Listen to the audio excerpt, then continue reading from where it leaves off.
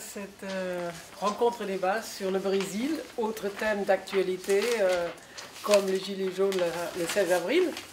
Et celui-ci, là, le Brésil, ce n'est pas gai, hein. Franchement, je vous préviens. Je vous présente d'abord nos deux invités de marque, qui sont deux jeunes chercheurs. D'abord Maud Chiriot, qui est historienne et maîtresse de conférences à Paris-Est, Marne-la-Vallée, et autrice d'un livre sur la politique en uniforme. Autrement dit, elle connaît bien l'histoire de la dictature militaire, parce que c'est l'expérience brésilienne de 1960 à 80, 20 ans que cette dictature a duré. Puis, voilà, elle est aussi beaucoup, je ne sais pas si vous êtes allé sur Internet, vous la trouvez un peu partout.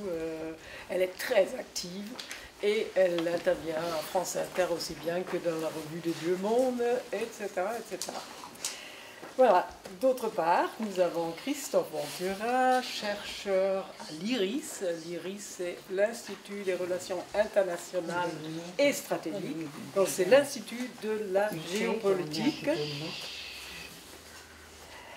Et les spécialistes de l'Amérique latine, comme Maud, rédacteur en chef d'un site qui s'appelle Mémoire des luttes, et c'est des luttes en Amérique latine, précisément.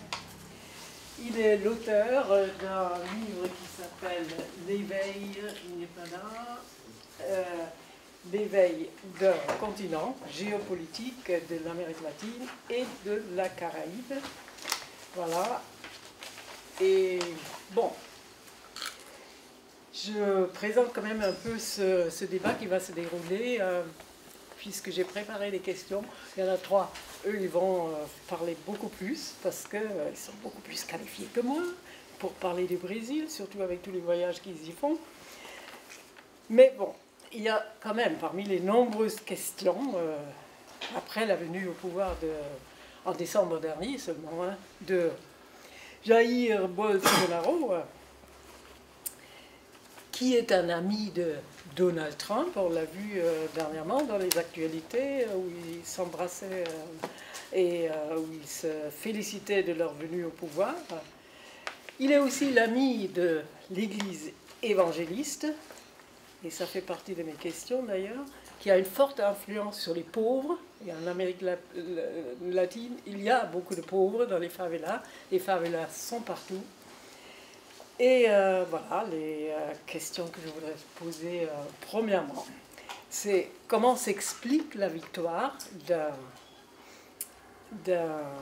militaire, après des années au pouvoir quand même, de un président qui vient de l'extrême gauche, Lula, qui représente non seulement la gauche, mais aussi qui est héros du peuple, et qui finit maintenant en prison probablement à vie, vu les ministres qui sont au pouvoir, en particulier le ministre de la Justice, et surtout sachant que le Brésil, il y a quelques années encore, et faisait partie, d'ailleurs on a fait une conférence débat sur le sujet, faisait partie des BRICS, Brésil en tête, c'est-à-dire des pays émergents et en haut de la croissance économique. Premier pays de la croissance économique.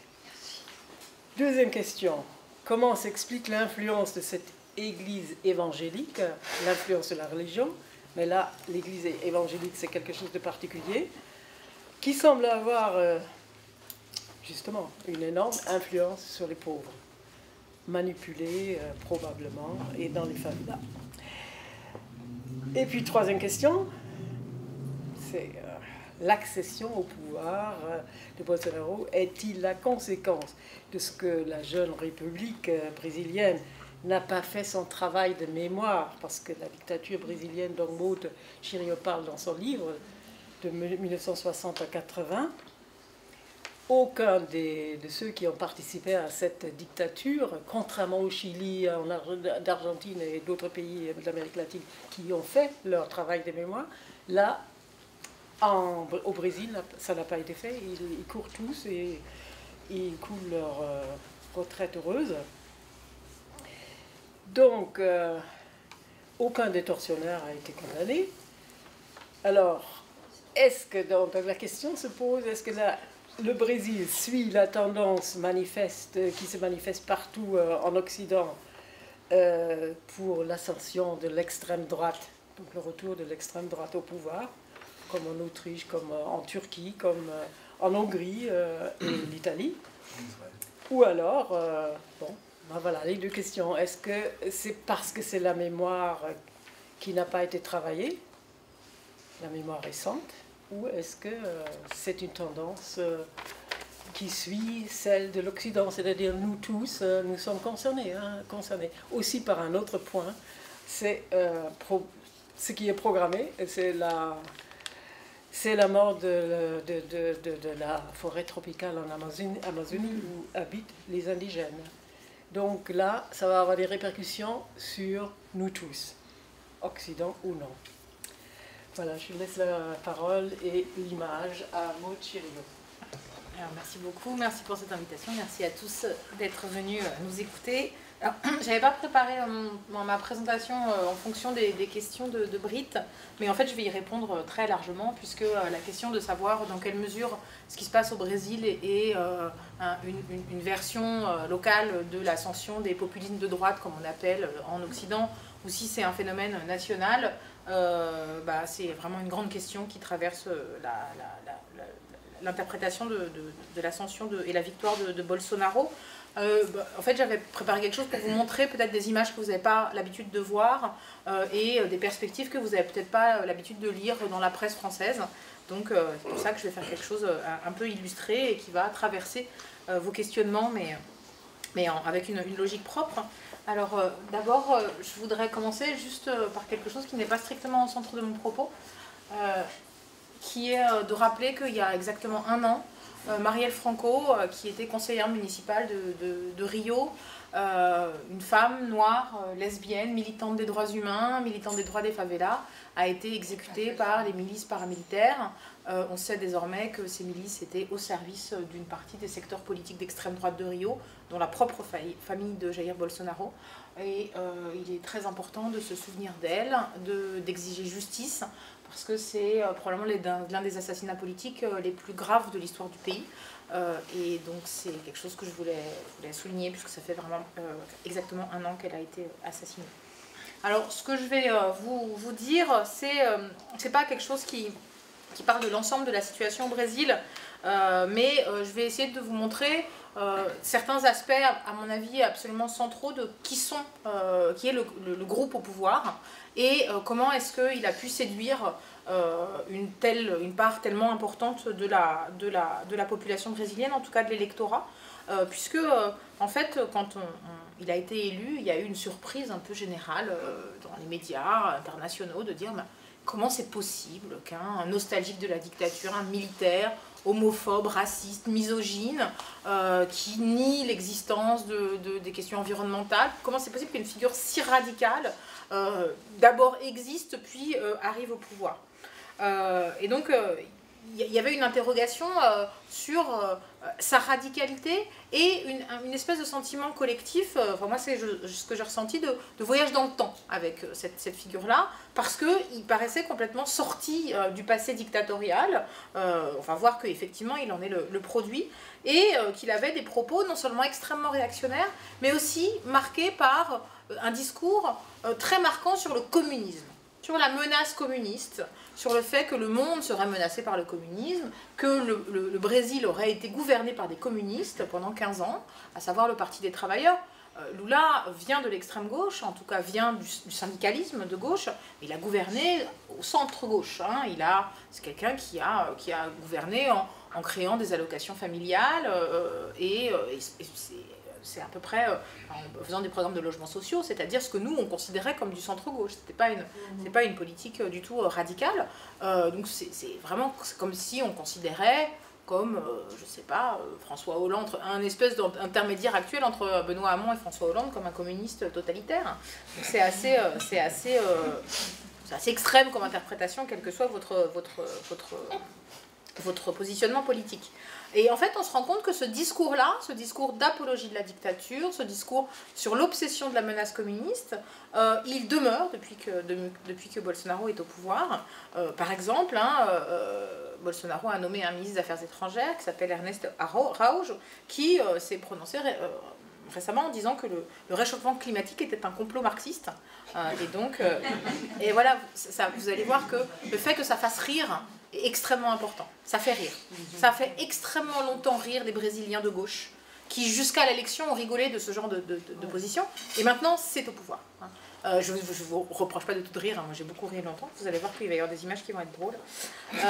Et donc voilà, ou alors le ministre de l'Éducation, Ricardo Vélez, qui a dit que son objectif était d'expurger le corps professoral et les universités du socialisme et du péril rouge.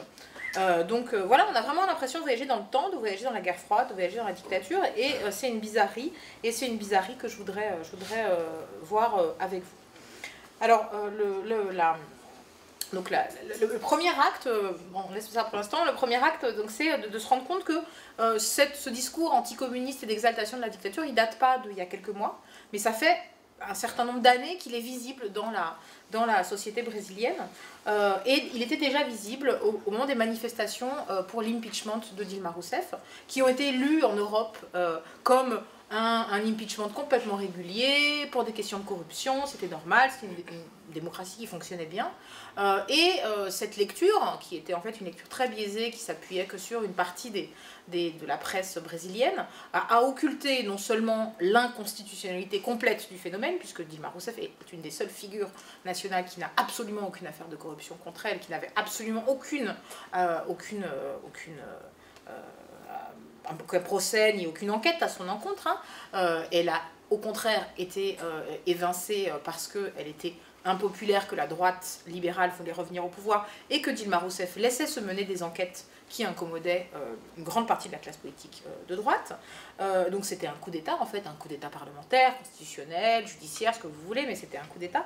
Et ce qu'on n'a pas vu non plus depuis la France, c'est que les manifestations en faveur de l'impeachment, ces grandes manifestations de masse, elles parlaient de corruption, mais aussi elles parlaient de communisme. Elles parlaient énormément de communisme. C'est pas du tout anecdotique dans les manifestations. Il y avait ce que vous voyez là, non à la dictature communiste au Brésil, et avec un vocabulaire qui date en fait d'une 50 ou 60 ans, c'est-à-dire l'idée de totalitaire, de dictature, associée à ce pouvoir qui pourtant a été un pouvoir de centre-gauche, avec des reprises absolument identiques. La photo que vous voyez en bas, c'est une manifestation de femmes catholiques de droite au moment du coup d'État de 64, qui appuyait le coup d'État. Le Brésil ne sera pas un nouveau Cuba.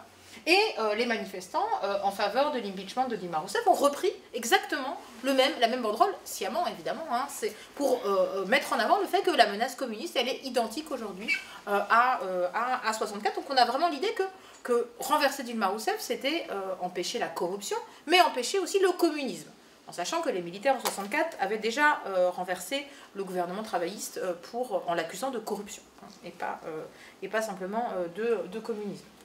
Autre élément, alors l'idée d'un complot international, d'une grande articulation internationale au service d'une révolution communiste en Amérique du Sud et en Occident, et l'idée que le Venezuela, c'est pareil que Lula et Dilma, c'est pareil que le Parti des travailleurs, et que le communisme est le point commun.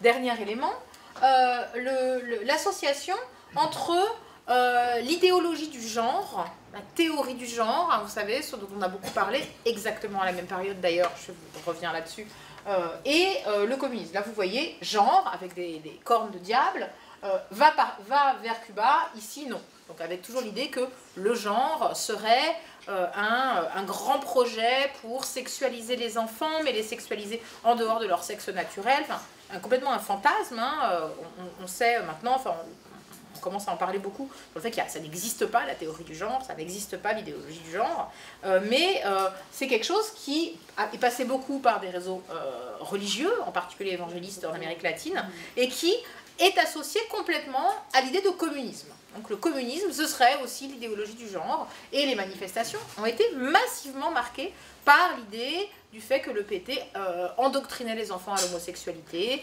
endoctrinait les petits garçons à devenir des petites filles, et inversement, un peu les discours de la branche extrême de la Manif pour tous qu'on a vu à partir de 2011 en France, et vous allez voir que la chronologie est strictement identique. Je rappelle juste PT, Parti des travailleurs. Parti des travailleurs, parti de Lula. Enfin, ça c'est le premier acte, ce qu'on n'a pas vu. Ce qu'on n'a pas vu, c'est-à-dire ça fait plusieurs années que ce discours anticommuniste, il apparaît dans la rue, dans l'opinion et dans les secteurs qui se sont mobilisés pour renverser le Parti des travailleurs au pouvoir.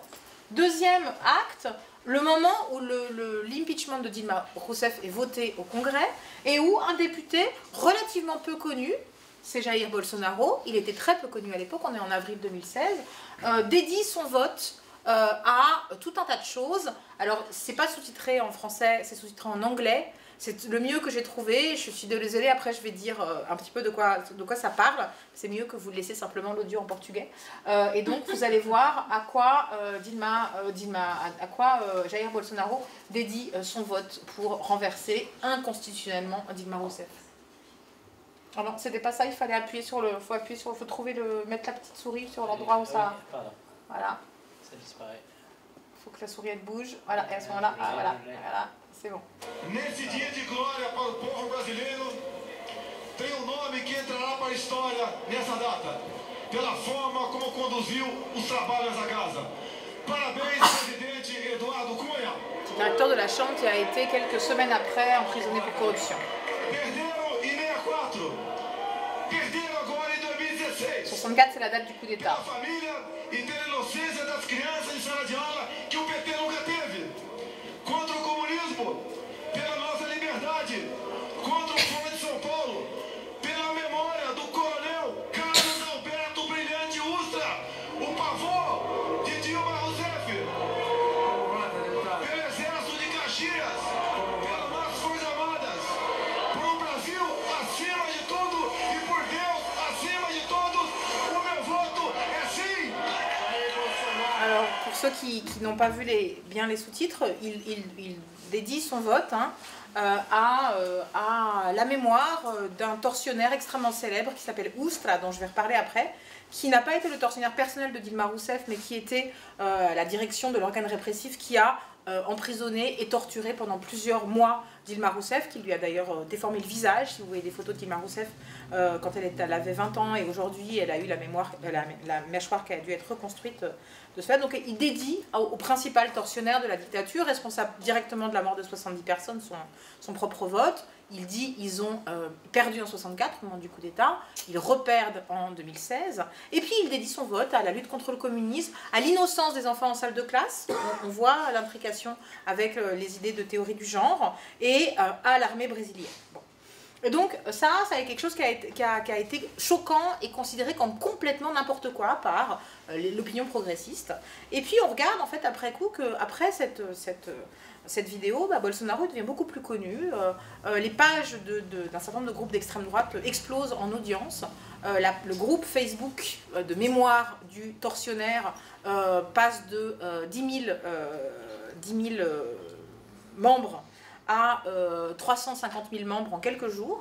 Donc il a donné une audience, et là encore, c'est d'un antécédent qu'on n'a pas vu. C'est-à-dire un antécédent de réhabilitation de la dictature qui est passé complètement sous les radars. Le problème, c'était la destitution d'Dilma Rousseff, c'était la question de la corruption, c'était la responsabilité ou pas de la gauche, mais c'était pas une droite en offensive, en ascension, autour de certains thèmes, le genre, le communisme et le passé de la dictature.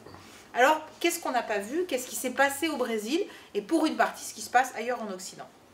Le premier élément d'explication, c'est que depuis plusieurs années maintenant, il y a des secteurs ultra-conservateurs qui sont en stratégie de conquête électorale et de conquête des opinions de manière extrêmement organisée, de manière orchestrée, de manière bien financée et de manière extrêmement intelligente en rapport aux nouvelles technologies de communication.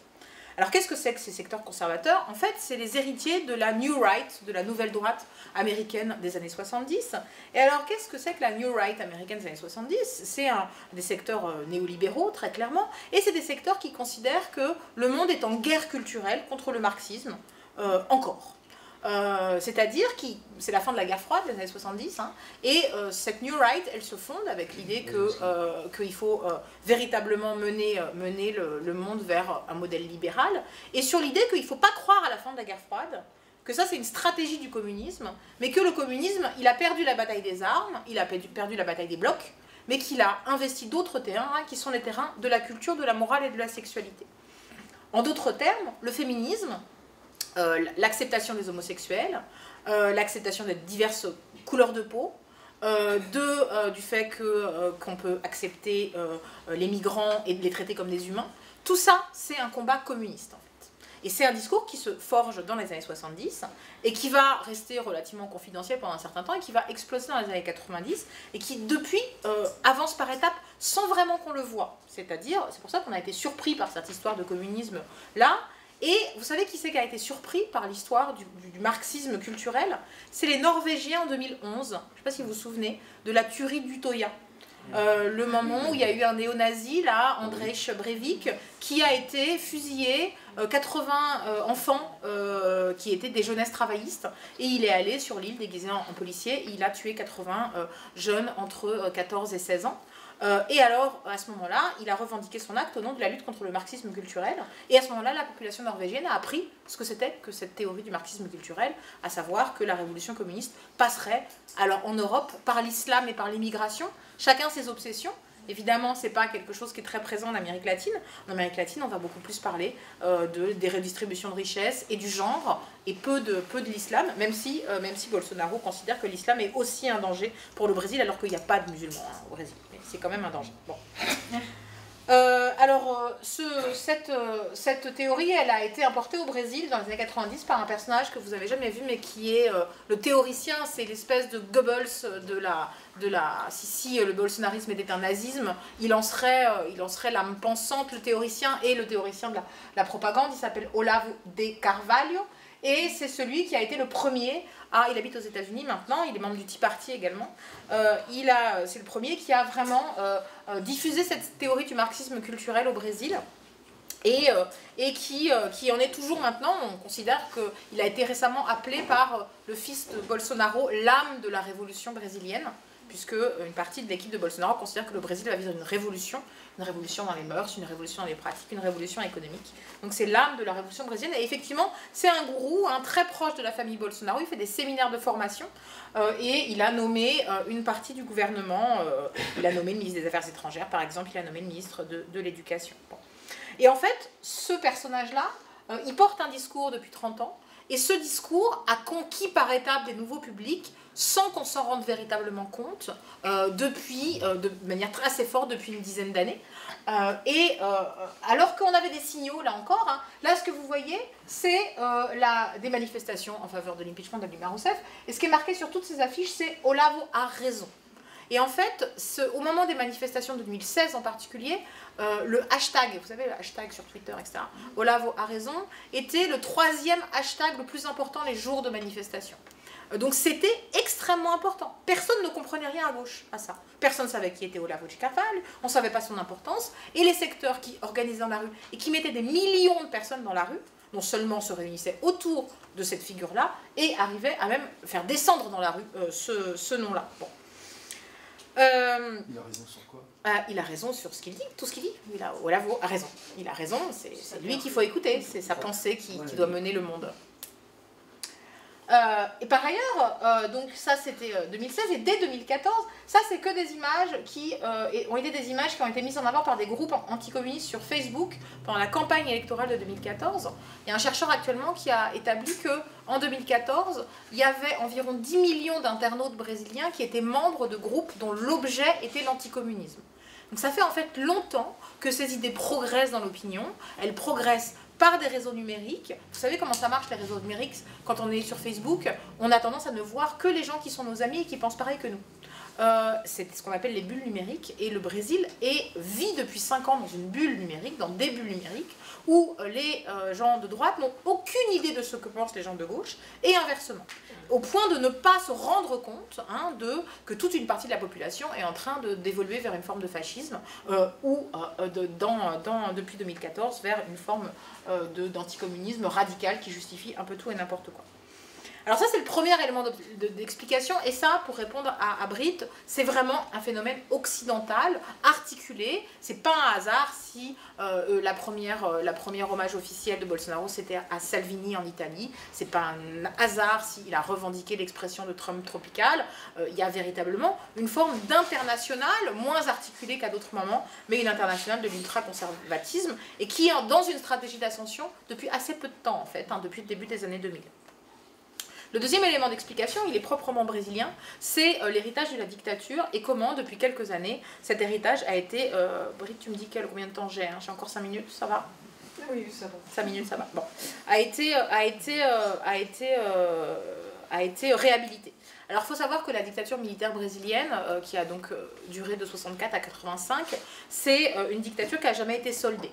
Les militaires se sont auto-amnistiés en 1979, ils se sont accordés une amnistie préventive, et cette amnistie n'a jamais été remise en question, il n'y a pas eu de procès, il n'y a pas eu de véritable commission avec un discours pédagogique à l'attention du grand public, comme on a vu ça absolument dans tous les pays du Cône Sud, qui ont d'abord eu des procès et ensuite des discours publics pour dire ce qu'avait été le régime autoritaire. Le Brésil a connu des commissions qui étaient des commissions de réparation aux victimes, où on a indemnisé les familles qui avaient perdu des membres, indemnisé les familles qui avaient... il y avait des gens qui avaient été torturés, été emprisonnés, etc. Mais c'était à l'attention des victimes. Le but était de réconcilier les gens, d'empêcher les mobilisations de victimes, et pas de parler à l'ensemble de la population. Et par ailleurs, il n'y a jamais eu aucune épuration des forces armées, il n'y a jamais eu aucune modification des contenus d'enseignement, et il n'y a jamais eu d'empêchement de tenir un discours d'exaltation de la dictature qui n'a jamais disparu en fait. Quand on regarde depuis la transition démocratique, il y a des groupes d'extrême droite militaire, dans l'active et dans la réserve, qui continuent de parler, qui continuent d'avoir accès à des médias et qui n'ont jamais disparu. Et Bolsonaro, il en est le plus pur produit. Lui, il était jeune pendant la dictature, il regrette éminemment de ne pas avoir pu participer lui-même à la répression. C'était un capitaine parachutiste, et il s'est fait expulser de l'armée pile au moment où la Nouvelle République commençait, parce qu'il revendiquait contre la baisse des soldes, des jeunes officiers. Il a été expulsé de l'armée, donc il n'a pas poursuivi dans l'armée, mais il est rentré en politique complètement soutenu par les réseaux d'extrême droite. Il a toujours mis en avant qu'il représentait la ligne dure militaire dans la République. Donc, par exemple, on peut le voir là, ça c'est l'entrée de Bolsonaro, jeune député au Congrès. Il rentre avec des bottes pour dire qu'il représente l'armée dans le Congrès. Il n'a jamais quitté ça, il n'a jamais quitté un discours. L'essentiel de l'activité, du discours de Bolsonaro, qui a été député 25 ans quand même, hein, c'est de dire que la dictature n'a pas été assez loin, que les problèmes que vit le Brésil aujourd'hui, c'est parce qu'on n'a pas tué tout le monde comme en Argentine, qu'il aurait fallu, bien sûr, il a dit ça à plusieurs reprises. C'est d'ailleurs à peu près tout ce qu'il dit dans les années 90. Hein.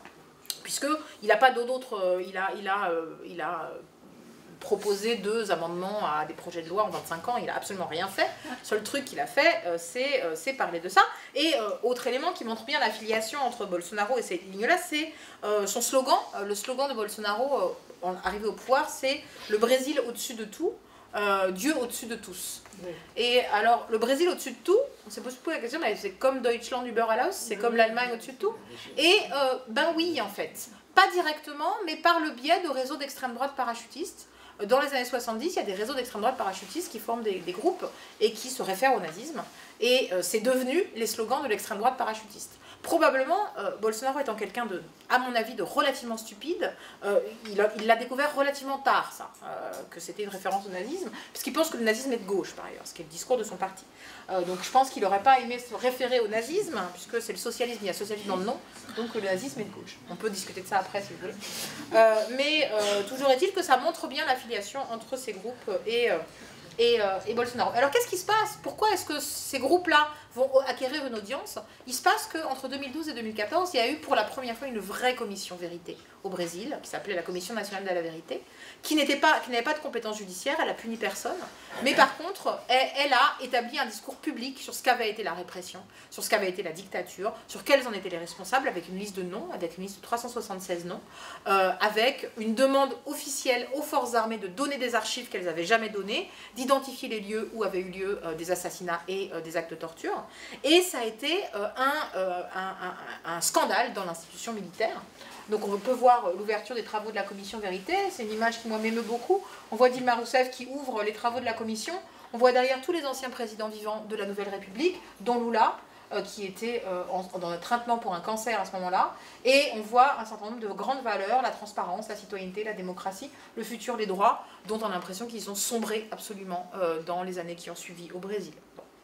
Et en fait, ce qui est terrible, c'est que la commission Vérité est tombée au pire moment, elle est tombée très tard déjà, finalement presque 30 ans après la fin de la dictature, et surtout elle est tombée à un moment où le gouvernement de Dilma Rousseff s'effondrait en popularité, en partie du fait de la crise économique, le résultat tardif de la crise des subprimes, en partie du fait des scandales de corruption qui touchaient largement la classe politique, y compris la gauche, et en partie du fait de l'offensive à droite extrêmement forte. Olavo de Carvalho, par exemple, le gourou, là, il devient un vendeur de best-sellers absolu à partir de 2013. Et donc, il y a vraiment une offensive de droite. Et qu'est-ce qui s'est passé? Il s'est passé que le discours de la commission, qui était censé être un discours pour tout le monde, un discours qui disait « Voilà ce qui s'est passé, le terrorisme d'État, c'est pas possible. C'est pas possible de faire disparaître des gens dans des prisons. C'est pas possible d'enterrer leur corps sans dire où ils sont. C'est pas possible d'exterminer sans procès. » Ce discours-là, il a été identifié par une partie de la population comme un discours de gauche, comme un discours qui était celui du Parti des Travailleurs, justement ce Parti des Travailleurs qui était devenu impopulaire. Une image montre bien ça. Alors, il a été extrêmement affronté par une partie de l'extrême droite au Congrès, au premier rang duquel Jair Bolsonaro, dont un tiers des interventions au Congrès pendant la durée de la commission Vérité concerne la commission Vérité, et à quel point c'est complètement condamnable. Il a été identifié, y compris du fait de ce qu'a fait la gauche elle-même. Donc ça, c'est l'image de Dilma Rousseff telle qu'elle a été prise par la police politique au moment où elle a été emprisonnée. Et en fait, c'est une image qui a à la fois été utilisée par la droite pour dire, vous voyez, c'est une terroriste, c'est une communiste, et utilisée par la gauche pour dire c'était une résistante. Et ça a complètement polarisé l'image, c'est-à-dire au lieu que la commission soit pour tout le monde, pour la République, pour la démocratie brésilienne, elle a été incorporée dans la tête de tout un tas de gens comme un discours de gauche, un discours qui était le discours d'un camp, et s'ils ne pensaient pas voter pour ce camp-là, ou si le gouvernement leur était impopulaire, ils se sont mis à aussi rejeter cette lecture du passé. Un des exemples de ça, ça a été donc la popularité plus grande de Ustra, donc celui auquel Bolsonaro dédie son vote, qui était mort à la fin de l'année 2015 et qui a témoigné devant la commission Vérité et qui est devenu à cette occasion-là un héros absolument central de la mobilisation de droite qui a destitué Dilma Rousseff et de la campagne de Bolsonaro. Donc voilà, ça c'est son dernier livre à Ustra, la vérité suffoquée, le grand discours de la droite militaire disant qu'il y a plusieurs vérités, qu'il ne faut pas écouter la vérité de la gauche qui dit que le régime a été une dictature, il faut écouter l'autre vérité. Donc c'est le grand héros de Bolsonaro, donc vous voyez ça, et ça va être une figure extrêmement centrale. Vous pouvez acheter des t-shirts, des mugs, de tout ce que vous voulez, depuis plusieurs années, de Ustra, et donc Ustra vivant. Et c'est intéressant de voir que l'image qui s'est diffusée, c'est l'image de Ustra devant la commission Vérité. C'est-à-dire c'est vraiment lui à ce moment où il incarne la mémoire positive de la dictature. Bon. Voilà, alors je vais accélérer parce que je voudrais laisser la parole à Christophe, mais ces éléments-là, la réhabilitation de la dictature militaire dans un contexte très particulier qui est le contexte de la commission Vérité, une commission Vérité qui a eu le pire timing de l'histoire des commissions Vérité de tous les temps, et en même temps la remise en avant de la thèse du marxisme culturel qui là nous concerne tous, où on voit des éléments de cette offensive de la nouvelle droite un peu partout en Europe. Alors ils sont interconnectés parce qu'en fait les militaires ils croient à la théorie du marxisme culturel, elle leur est arrivée aussi, elle combine bien avec leur anticommunisme historique et institutionnel, et donc eux aussi ont adhéré à cette représentation-là. Et ce qui est intéressant, et c'est sur ça que je voudrais finir, c'est que pendant très longtemps, quand on parlait de ça, quand on parlait de l'anticommunisme, etc., les gens riaient. Un exemple, et ça va être des éléments de conclusion, c'est un débat électoral en septembre 2018. Donc il y a tous les candidats qui sont là, et il y a un candidat d'extrême droite, il y a plusieurs candidats d'extrême droite, il y a un candidat d'extrême droite, pas Bolsonaro, qui prend un parti, un candidat du centre, et dit « Vous le savez, vous, le complot pour l'Union des républiques socialistes d'Amérique latine, vous êtes au courant, je sais que vous êtes au courant. » Bon, lourd sale. qui, en portugais, évoque un peu un ours d'Amérique latine. Hein, il y a le mot ours dedans. Bon. Et donc, le candidat de centre dit, bah non, je ne sais pas ce que c'est que ça, l'oursal, j'ai jamais entendu parler, vous avez l'air un peu bizarre, monsieur. Voilà, et donc, moi, ce que j'ai vu, c'est les gens qui rigolent de cette idée d'un complot pour faire une union des républiques socialistes d'Amérique latine, c'est-à-dire une URSS latino-américaine. Je peux vous montrer un élément, c'est les gens ont beaucoup rigolé en disant que c'était l'histoire de bisounours communistes, et donc si vous faites oursal sur internet, vous trouvez des dizaines de milliers de gens qui ont bien rigolé avec cette histoire d'oursal. Sauf que Bolsonaro, il est convaincu de l'existence de l'oursal, et tout un tas de ses électeurs. C'est vraiment l'idée des bulles. Moi, au moment où j'ai vu tous mes amis rigoler avec l'oursal, je me suis rendu compte que ça allait très mal se passer, puisque la gauche était même pas au courant de ce que pensaient pas 5% des gens, 45% des gens. Et ce qui s'est passé, à mon avis, c'est que cette logique-là d'affirmation d'une extrême droite très rapide, en fait, sous des effets d'influence internationale et l'effet de mécanismes nationaux propres, alors dans un contexte de crise économique très forte, de crise sociale très forte, de crise politique très forte, hein, c'était pas de ça que j'ai parlé, mais peut-être que Christophe va en parler pour contextualiser un peu plus largement. Les gens ne deviennent pas réceptifs à des théories complètement folles et complètement radicales dans un contexte où tout va bien, tout comme le nazisme a connu une ascension parce qu'il y avait une stratégie d'ascension, mais parce que les gens étaient au chômage, ils n'avaient plus à manger, ils ne croyaient plus à rien, ils ne croyaient plus à la politique. Donc il y a ce contexte-là qu'il faut prendre en compte, mais malheureusement, il y a beaucoup de gens qui sont en souffrance sociale en Occident actuellement, et dans plein de pays, pas seulement au Brésil, et que cette situation, elle a été instrumentalisée par des gens qui étaient extrêmement habiles pour manipuler les réseaux sociaux, pour manipuler en particulier la messagerie WhatsApp, qui a été un grand vecteur de transmission de ces imaginaires. Et quand vous parlez actuellement à des Brésiliens, il y a un tiers des Brésiliens qui sont convaincus qu'il y a une révolution communiste qui est en cours au Brésil, qu'elle passe par les droits des indigènes, qu'elle passe par le mouvement féministe, et c'est un mouvement qui a réussi à endoctriner une partie de la population. À mon avis, ni la majorité de la population, ni même la majorité des électeurs de Bolsonaro, je pense qu'il y a tout un tas des électeurs de Bolsonaro qui ont voté par défiance à l'égard de tout le monde, par l'idée qu'il n'était pas corrompu, par l'idée qu'il allait résoudre les problèmes de la violence et de l'économie du pays, sans savoir trop, parce qu'il n'avait participé à aucun débat, personne ne savait ce qu'il pensait. C'est d'ailleurs pour ça qu'il est si peu populaire. Là, il est passé de 70% de popularité à 39% en moins de 3 mois. Donc il y a tout un tas de gens qui considèrent qu'ils ont été trompés dans leur vote. Néanmoins, on dit qu'il y a à peu près 20% de la population qui pense tout ce que je vous ai dit là. Et ça, c'est le résultat d'un endoctrinement très rapide. Et c'est très inquiétant sur ce que sont nos sociétés, pourtant si ouvertes, pourtant avec un tel accès au savoir et à l'information, et qui, en fait, sont capables de connaître des phénomènes de fascisation, de nazification, comme on en a connu il y a 80 ans. Je vous remercie.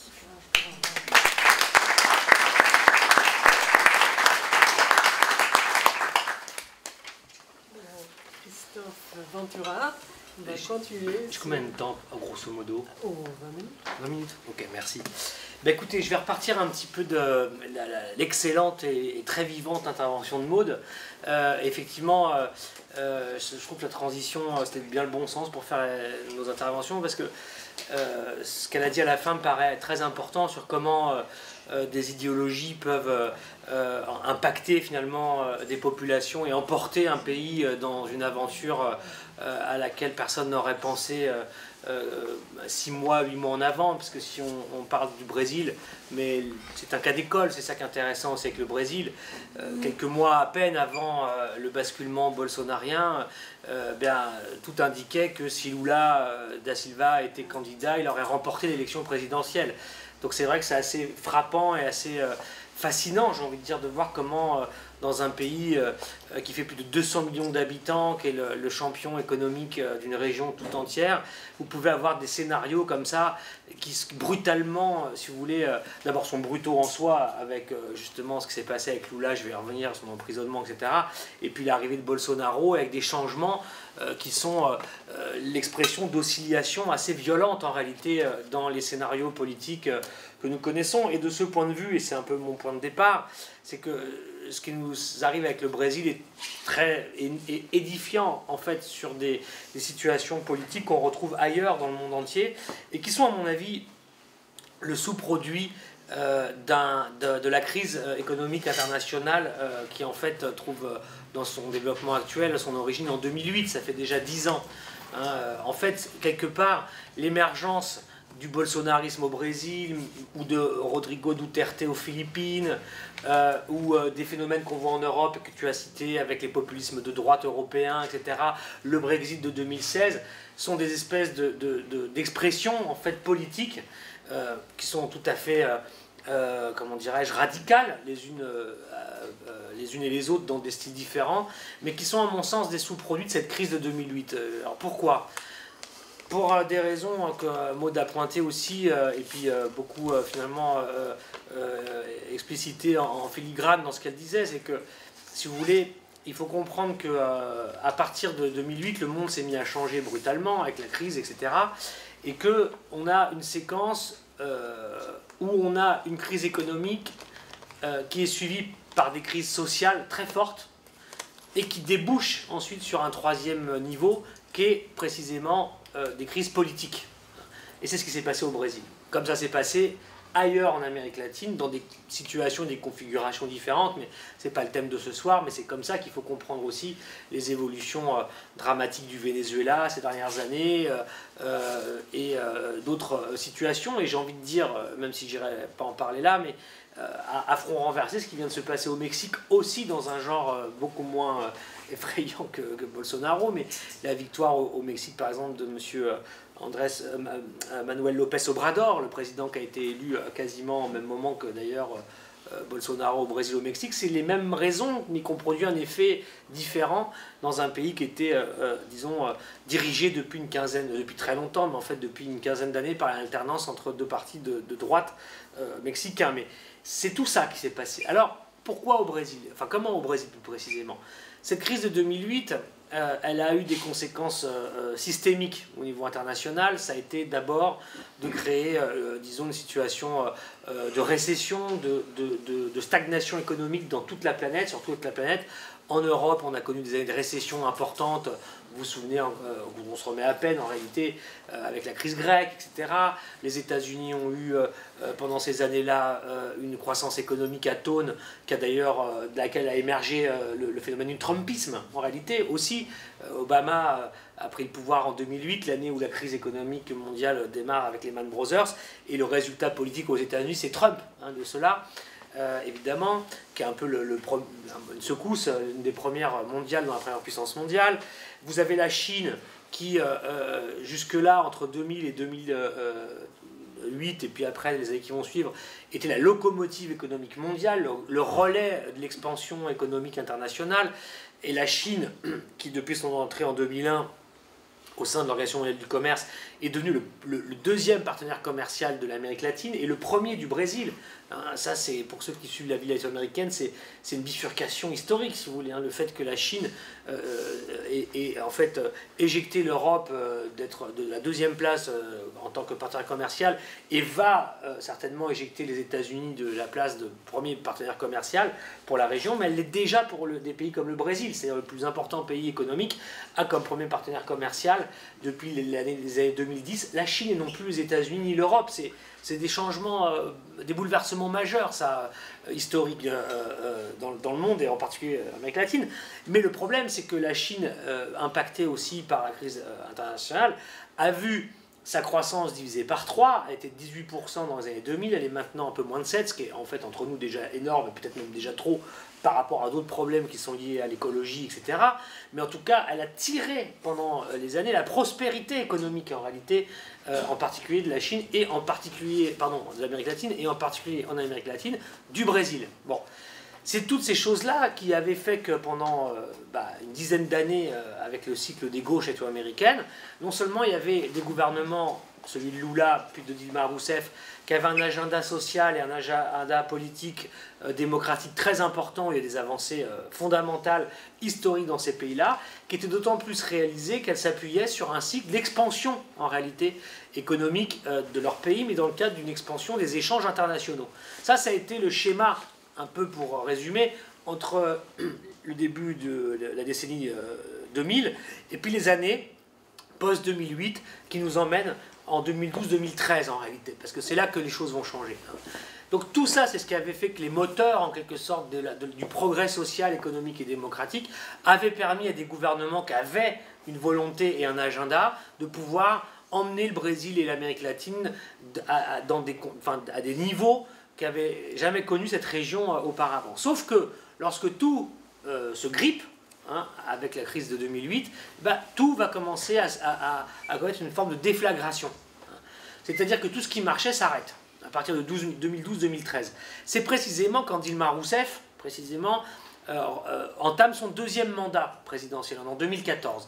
Et vous vous en souvenez peut-être parce que à cette époque-là, il y a un événement international majeur qui va se passer au Brésil, qui est la Coupe du Monde de football en 2014. Et vous vous souvenez peut-être comme ça qu'à l'époque, dans les médias, la télévision, etc., on voyait ce que tu as montré, c'est-à-dire le début de ces manifestations massives, imprévues, que personne n'avait pu observer. Et quand je dis personne, je me mets moi dans le lot, qui va très souvent au Brésil et qui était d'ailleurs à cette époque-là sur place, je m'en rappelle très bien, et personne n'avait vu venir quoi? Le fait que des millions de gens commençaient à descendre dans les rues au Brésil pour dire, voilà, vous allez organiser la Coupe du Monde de football. Nous, au Brésil, on est le pays où le foot est une religion absolue, hein, et pourtant, les gens commençaient à critiquer le fait que l'État dépensait des milliards dans la construction d'infrastructures, de stades qui coûtaient très très cher, et en lieu et place de soutenir le pouvoir d'achat des Brésiliens, tous les services publics, etc., et qu'on commençait à sentir finalement au Brésil les effets de cette crise économique. Hein.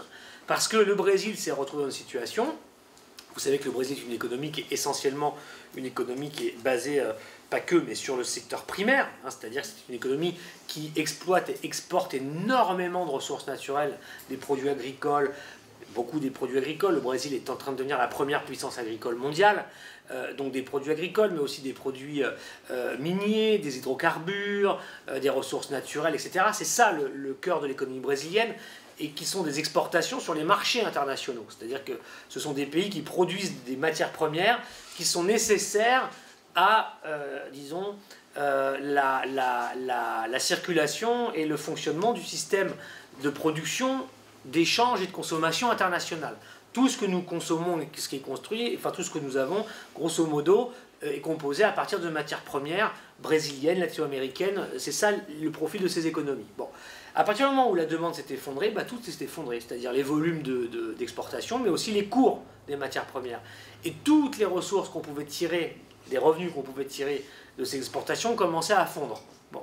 Et c'est ça qui a enrayé la machine économique brésilienne. Très rapidement après ça, on se retrouve dans une étape où finalement, c'est sur le plan social qu'on retrouve les problèmes avec les vieilles fractures ou les vieux problèmes sociaux brésiliens qui se réactivent en réalité. Hein. C'est-à-dire les inégalités, on est dans le pays où les inégalités sont parmi les plus fortes au monde, l'égalité sociale, la pauvreté qui revient, l'informalité dans le travail, le chômage qui commence à réaugmenter de manière très importante, et puis plus globalement que ça, il y a ce qu'on appelle une stagnation des revenus au Brésil qui a commencé, c'est-à-dire que tout à chacun, quelle que soit son appartenance et son groupe social, des classes moyennes jusqu'aux couches les plus pauvres de la population, chacun dans sa catégorie et donc dans sa réalité sociale voit une stagnation de son niveau de vie et même une baisse qui commence. Et c'est là que ça commence à coincer sur le plan social. C'est les manifestations dont on a parlé, dont je vous parle rapidement là à l'époque de la Coupe du Monde.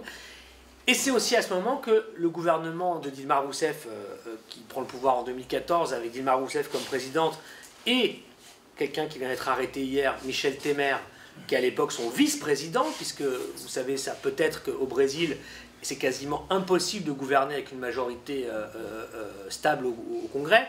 C'est ce qu'on appelle un système de présidentialisme de coalition au Brésil, qui fait que dans un système politique où vous avez une trentaine de partis politiques, aucun parti n'a la majorité à lui tout seul et qu'il est obligé de gouverner dans des alliances qui sont en fait le terrain propice et fertile à une corruption intégrale du système politique brésilien. Et le Parti des travailleurs de Lula, qui n'a... souvent les gens pensent que ça a été hégémonique, mais le Parti des travailleurs de Lula, donc le parti de centre-gauche dont tu as parlé, n'a jamais été majoritaire au Congrès. Il a été majoritaire dans les élections, il a porté Lula au pouvoir majoritairement, mais dans le Congrès, le Parti des travailleurs a toujours dû mettre en place une coalition avec des partis peu fréquentables, mais qui sont incontournables dans la vie politique brésilienne, qui sont ce qu'on appelle le PMDB, le Parti Mouvement démocratique brésilien, et le PSDB, le Parti de la social-démocratie brésilienne, qui sont des partis de centre-droit. Le PMDB dont je vous ai parlé, dont est issu M. Michel Temer hier arrêté, moi j'arrive pas à lui trouver vraiment une place idéologique, même s'il y en a une qui est plutôt libérale, mais c'est surtout un parti opportuniste qui a toujours négocié. C'est le parti qui à chaque fois, si vous voulez, permet les majorités parlementaires en s'alliant de manière opportuniste avec les uns ou les autres. C'est ça sa tradition. Et Michel Temer est l'archétype, le produit, l'incarnation de cette force politique et de son rôle dans le gouvernement, alors, en faisant d'ailleurs des alliances simplement en se vendant, c'est-à-dire au plus offrant. Qui m'offre le plus de sénateurs, le plus de députés, le plus de subventions publiques, le plus d'obtention de marchés publics, et c'est comme ça que la corruption, si vous voulez, elle devient un mécanisme de fonctionnement, en réalité, de la vie brésilienne, et hélas, dont le Parti des travailleurs ne s'est pas affranchi, puisqu'il a fonctionné finalement dans ce système. Alors, donc, voilà ce qui s'est passé, et face à ces problèmes sociaux, qui ont commencé à ronger le Brésil à partir d'il y a 4-5 ans, là, il y a en 2013 par là, bah c'est là qu'on est rentré dans la phase politique. Et c'est comme ça que Madame Dilma Rousseff, quand elle prend le pouvoir, enfin quand elle a son deuxième mandat en 2014, en réalité commencent les vrais ennuis, parce que l'économie est en berne, la situation sociale se dégrade fortement. Et puis, sur le plan politique, c'est là que commence quelque chose que nous n'avons pas vu et qui est difficile à illustrer, mais qu'on peut conceptualiser après coup. C'est qu'en fait, les classes dirigeantes brésiliennes, les élites en particulier de Sao Paulo, le poumon économique et financier brésilien, qui est en fait très intégré aux marchés internationaux et au capital financier international, vont décider que le temps est venu de rompre le pacte, l'alliance qu'ils avaient passée avec le Parti des travailleurs, et qui avait forgé, si vous voulez, l'équilibre qu'on a appelé l'oulisme au Brésil.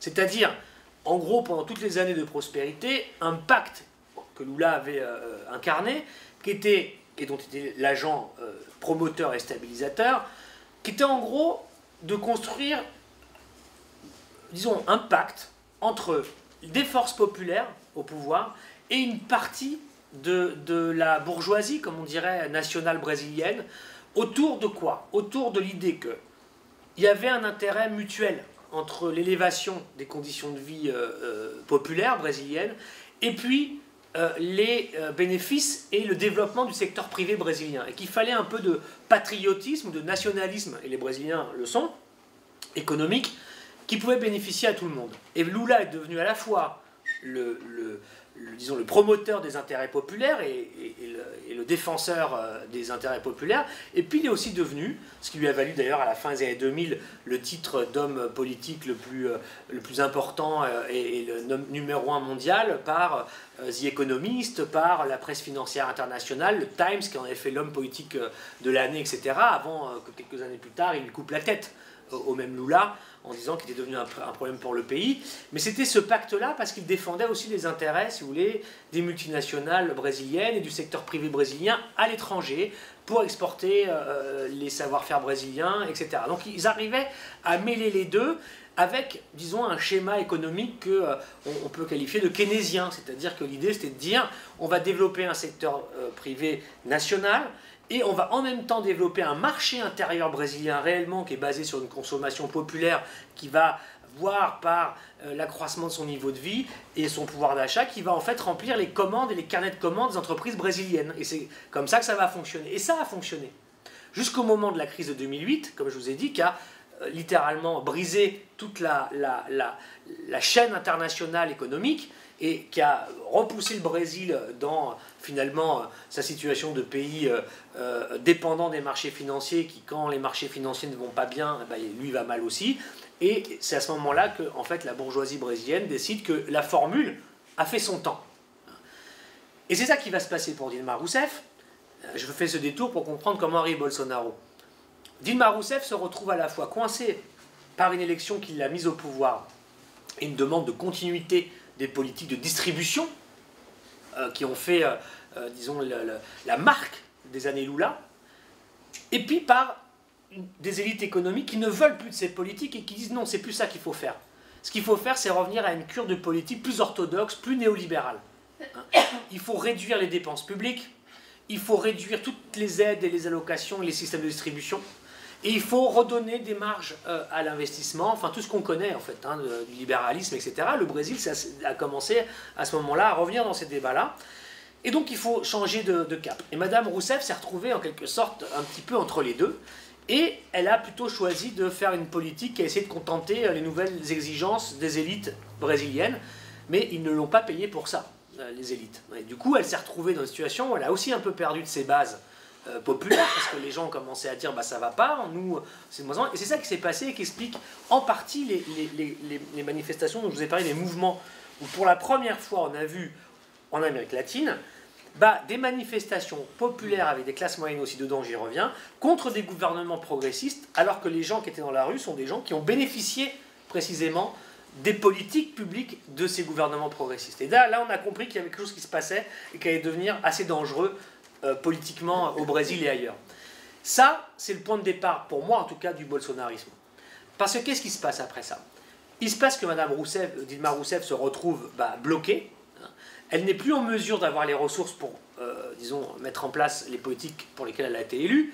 Et puis, elle est trahie par, enfin, elle est abandonnée plus exactement par une partie des élites qui disent qu'il faut en finir avec le Parti des travailleurs et ce projet-là.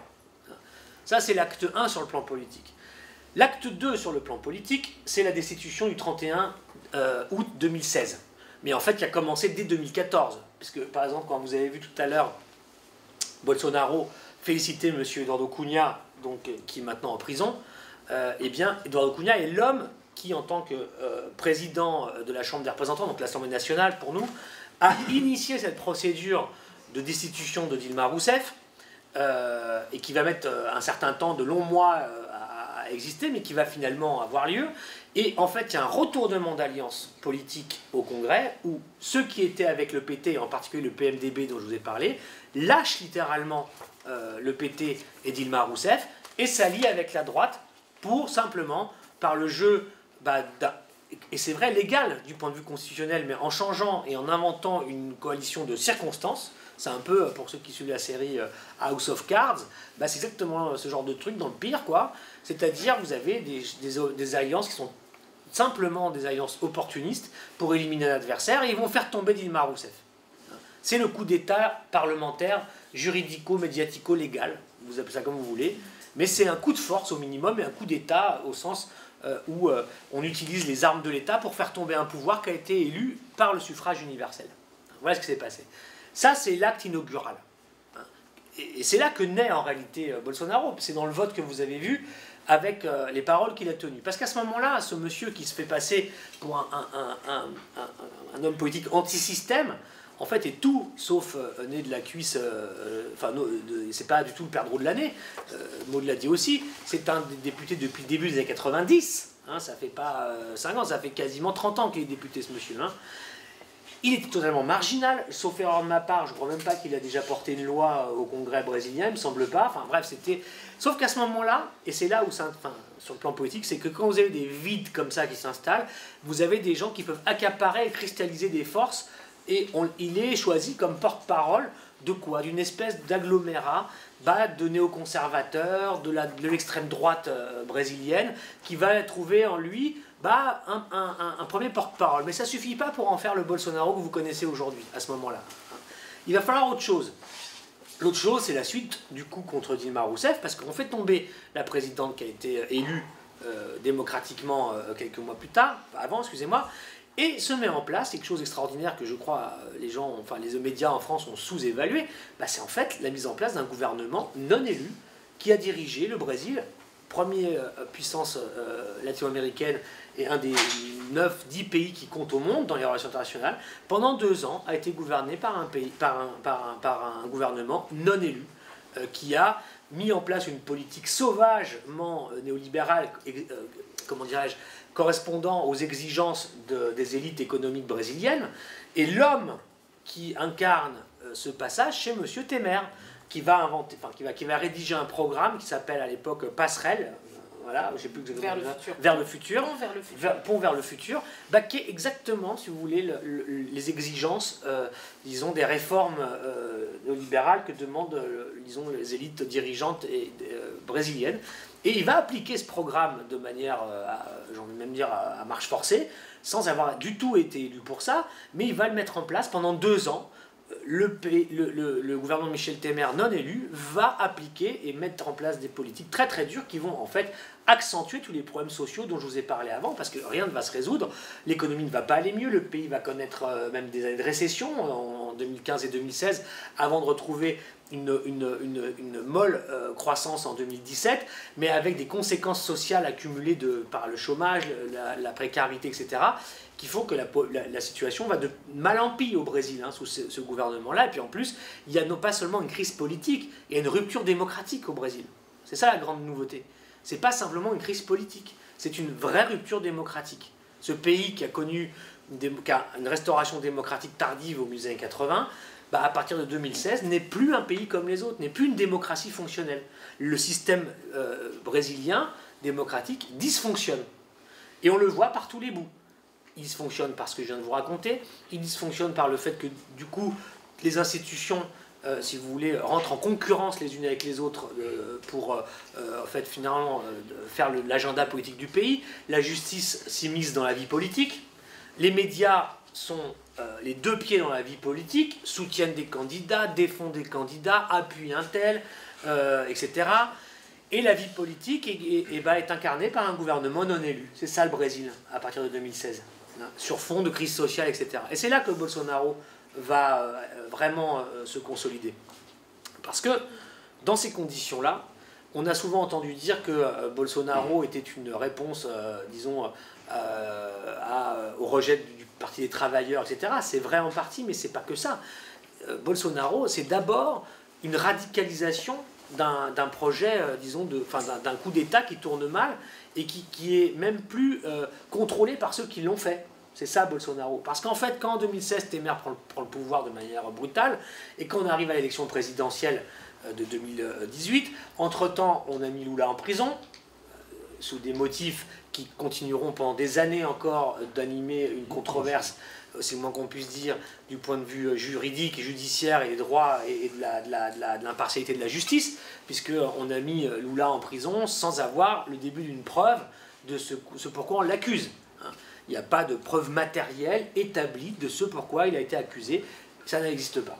Ce qui existe pour l'avoir mis en prison, c'est le doute raisonnable, le mot n'est pas de moi, il est du juge Sergio Moro.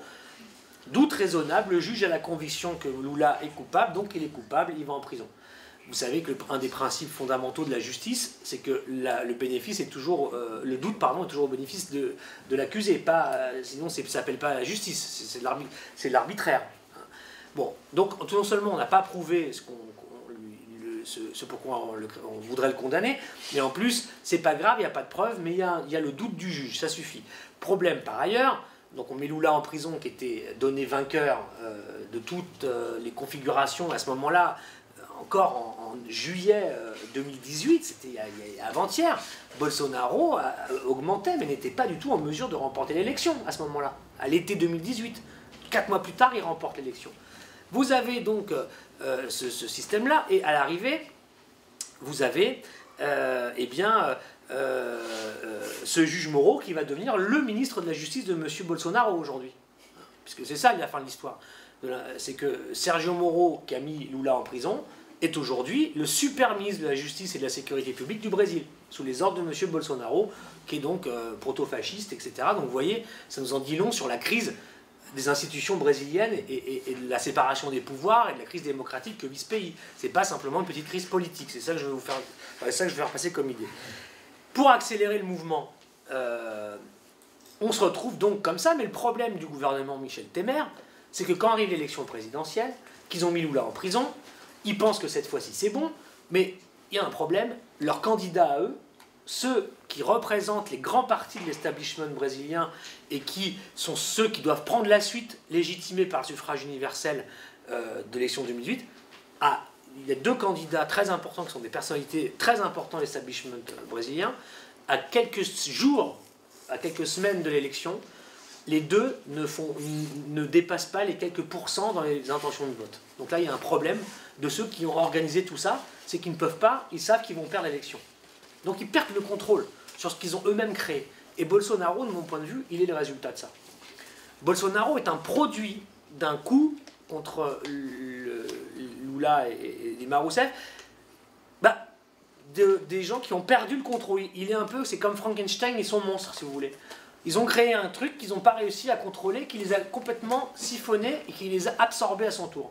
Parce que quand vous regardez les résultats du vote électoral, alors je rappelle rapidement, il a gagné haut la main, Bolsonaro, plus de 56% des voix, ça représente 55 millions de votes. Monsieur Haddad, qui représentait la gauche brésilienne, a fait 46 millions de votes. Donc il y a un trou, mais que je rappelle souvent parce qu'il n'a pas, à mon avis, assez analysé, il y a quand même 30 millions de Brésiliens qui n'ont pas voulu voter.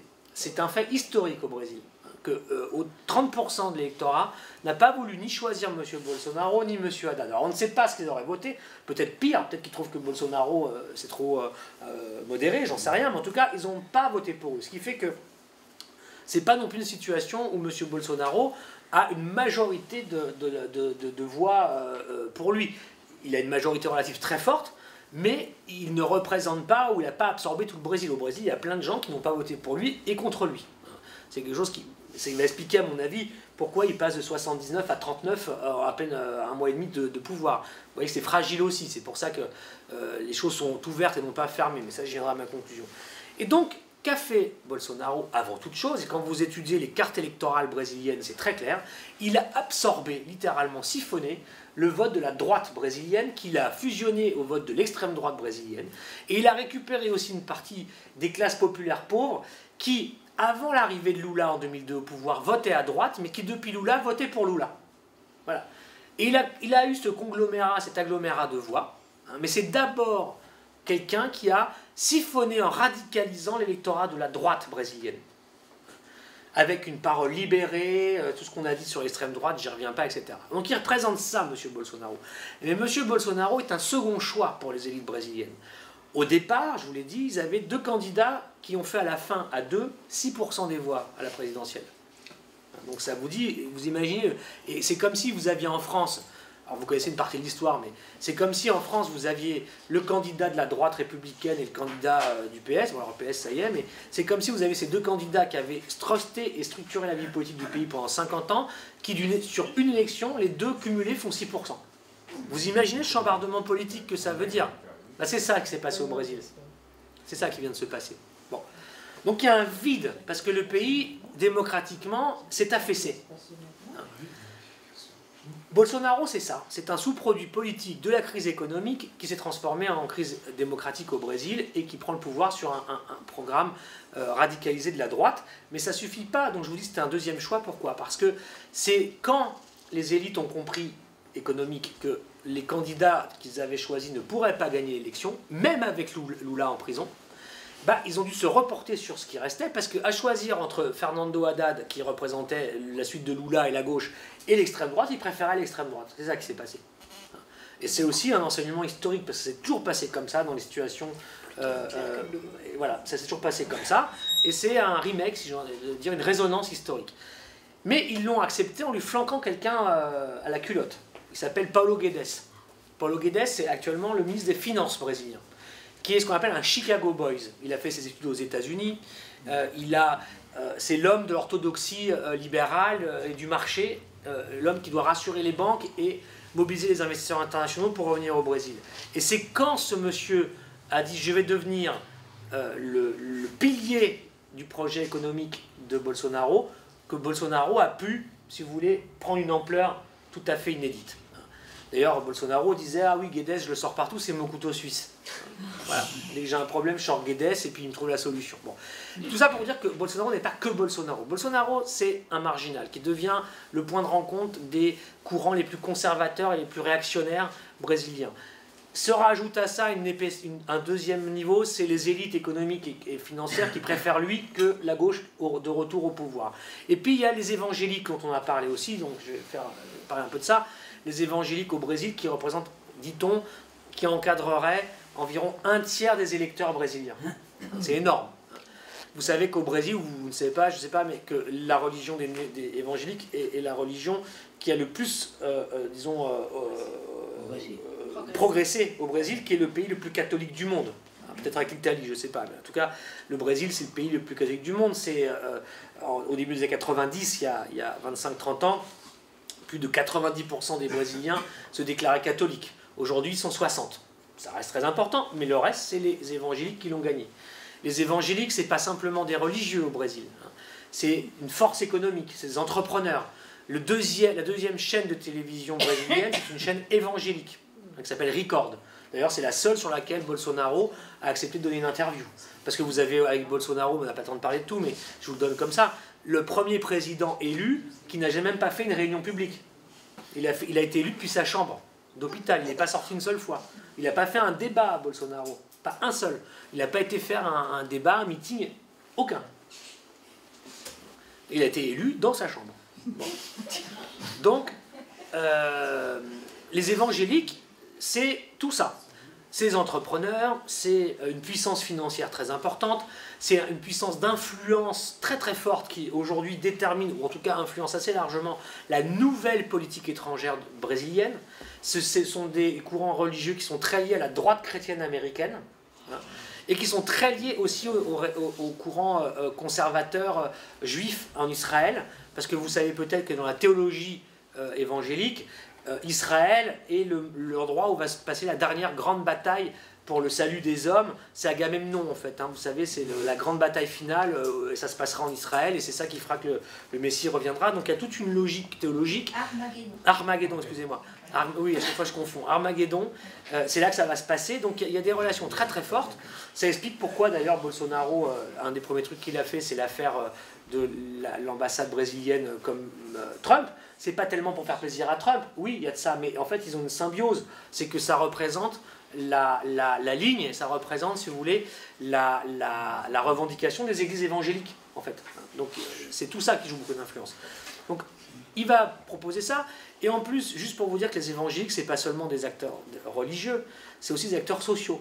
Parce que dans une société où on est en train de réorganiser les choses de sorte à ce que l'État réduise considérablement son implication dans la vie sociale, où toute la solidarité va être réduite à peau de chagrin, et qu'on va au contraire aller de plus en plus de nouveau vers l'ouverture d'une société au secteur privé, aux investissements étrangers, etc.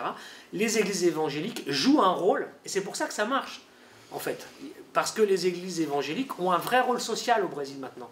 C'est elles qui viennent se substituer peu à peu à ce que nous, enfin au service public en fait, en quelque sorte, dans les quartiers, les favelas, tout ça, etc., les quartiers pauvres, et tout ce que vous voulez, bah, les églises évangéliques ont un vrai rôle social.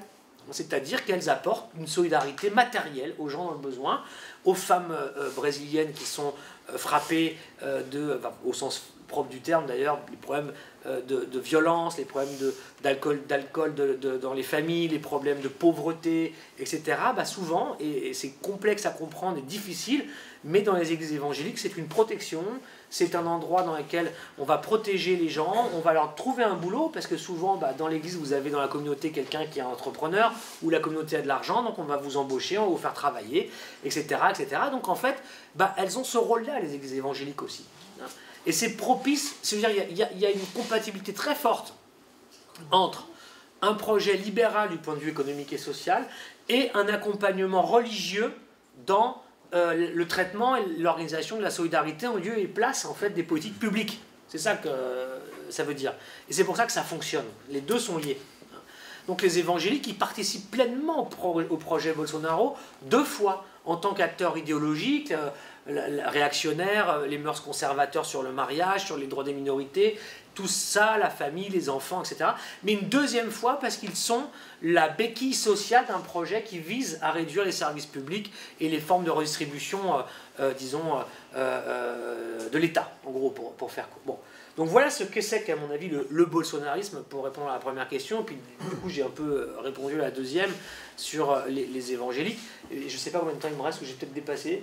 Oui, vous avez dépassé. Bon, il ne reste plus que 10 minutes pour le débat. Ah bon, bah alors je m'arrête là. Juste la 3e question, c'était sur la mémoire. Non, bah en fait, tu as tout dit. Donc voilà, c'est vrai qu'il y a quand même un problème au Brésil, c'est que les jeunes générations ont quasiment l'impression que ça n'a jamais existé. Voilà, tout ça. Donc, et alors il y a un autre problème, je vous le glisse, je disais dans la voiture, après je me t'ai promis, mais pour complexifier la discussion, c'est que, vous savez, au Brésil, il y a plein de gens, en particulier les classes moyennes, qui pensent que bah, c'était bien la dictature aussi. Pourquoi? Parce que finalement, c'était des années de prospérité au Brésil. C'est les années où la classe moyenne a émergé, où la classe moyenne s'est étendue et où la classe moyenne considère avoir obtenu, bah, si vous voulez, l'essentiel de ce qui lui donne son identité aujourd'hui. Et donc, finalement, ils disent, bah oui, mais enfin bon, vous savez, la dictature, c'était pour les gauchistes et les terroristes et puis ceux qui étaient subversifs. Mais quand vous étiez une bonne famille, que vous alliez au travail et que vous rentriez le soir chez vous, bah, c'était très bien, il n'y avait pas de problème. Bon, et ça, c'est quelque chose qui est malheureusement très très prégnant en fait hein, dans la société brésilienne. Voilà. Ouais, alors, on va prendre plusieurs questions parce qu'il reste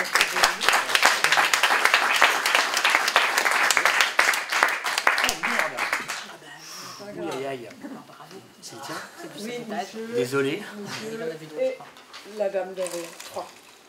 Trois questions et soyez brefs. Merci pour cette, pour votre temps, pour votre expertise, le fait de partager avec nous ce panorama. Mais j'aimerais revenir sur 4 points que vous avez évoqués. L'un social, l'autre économique, le politique et l'institutionnel. Je ne rentrerai pas dans le religieux et on n'a pas abordé l'écologique.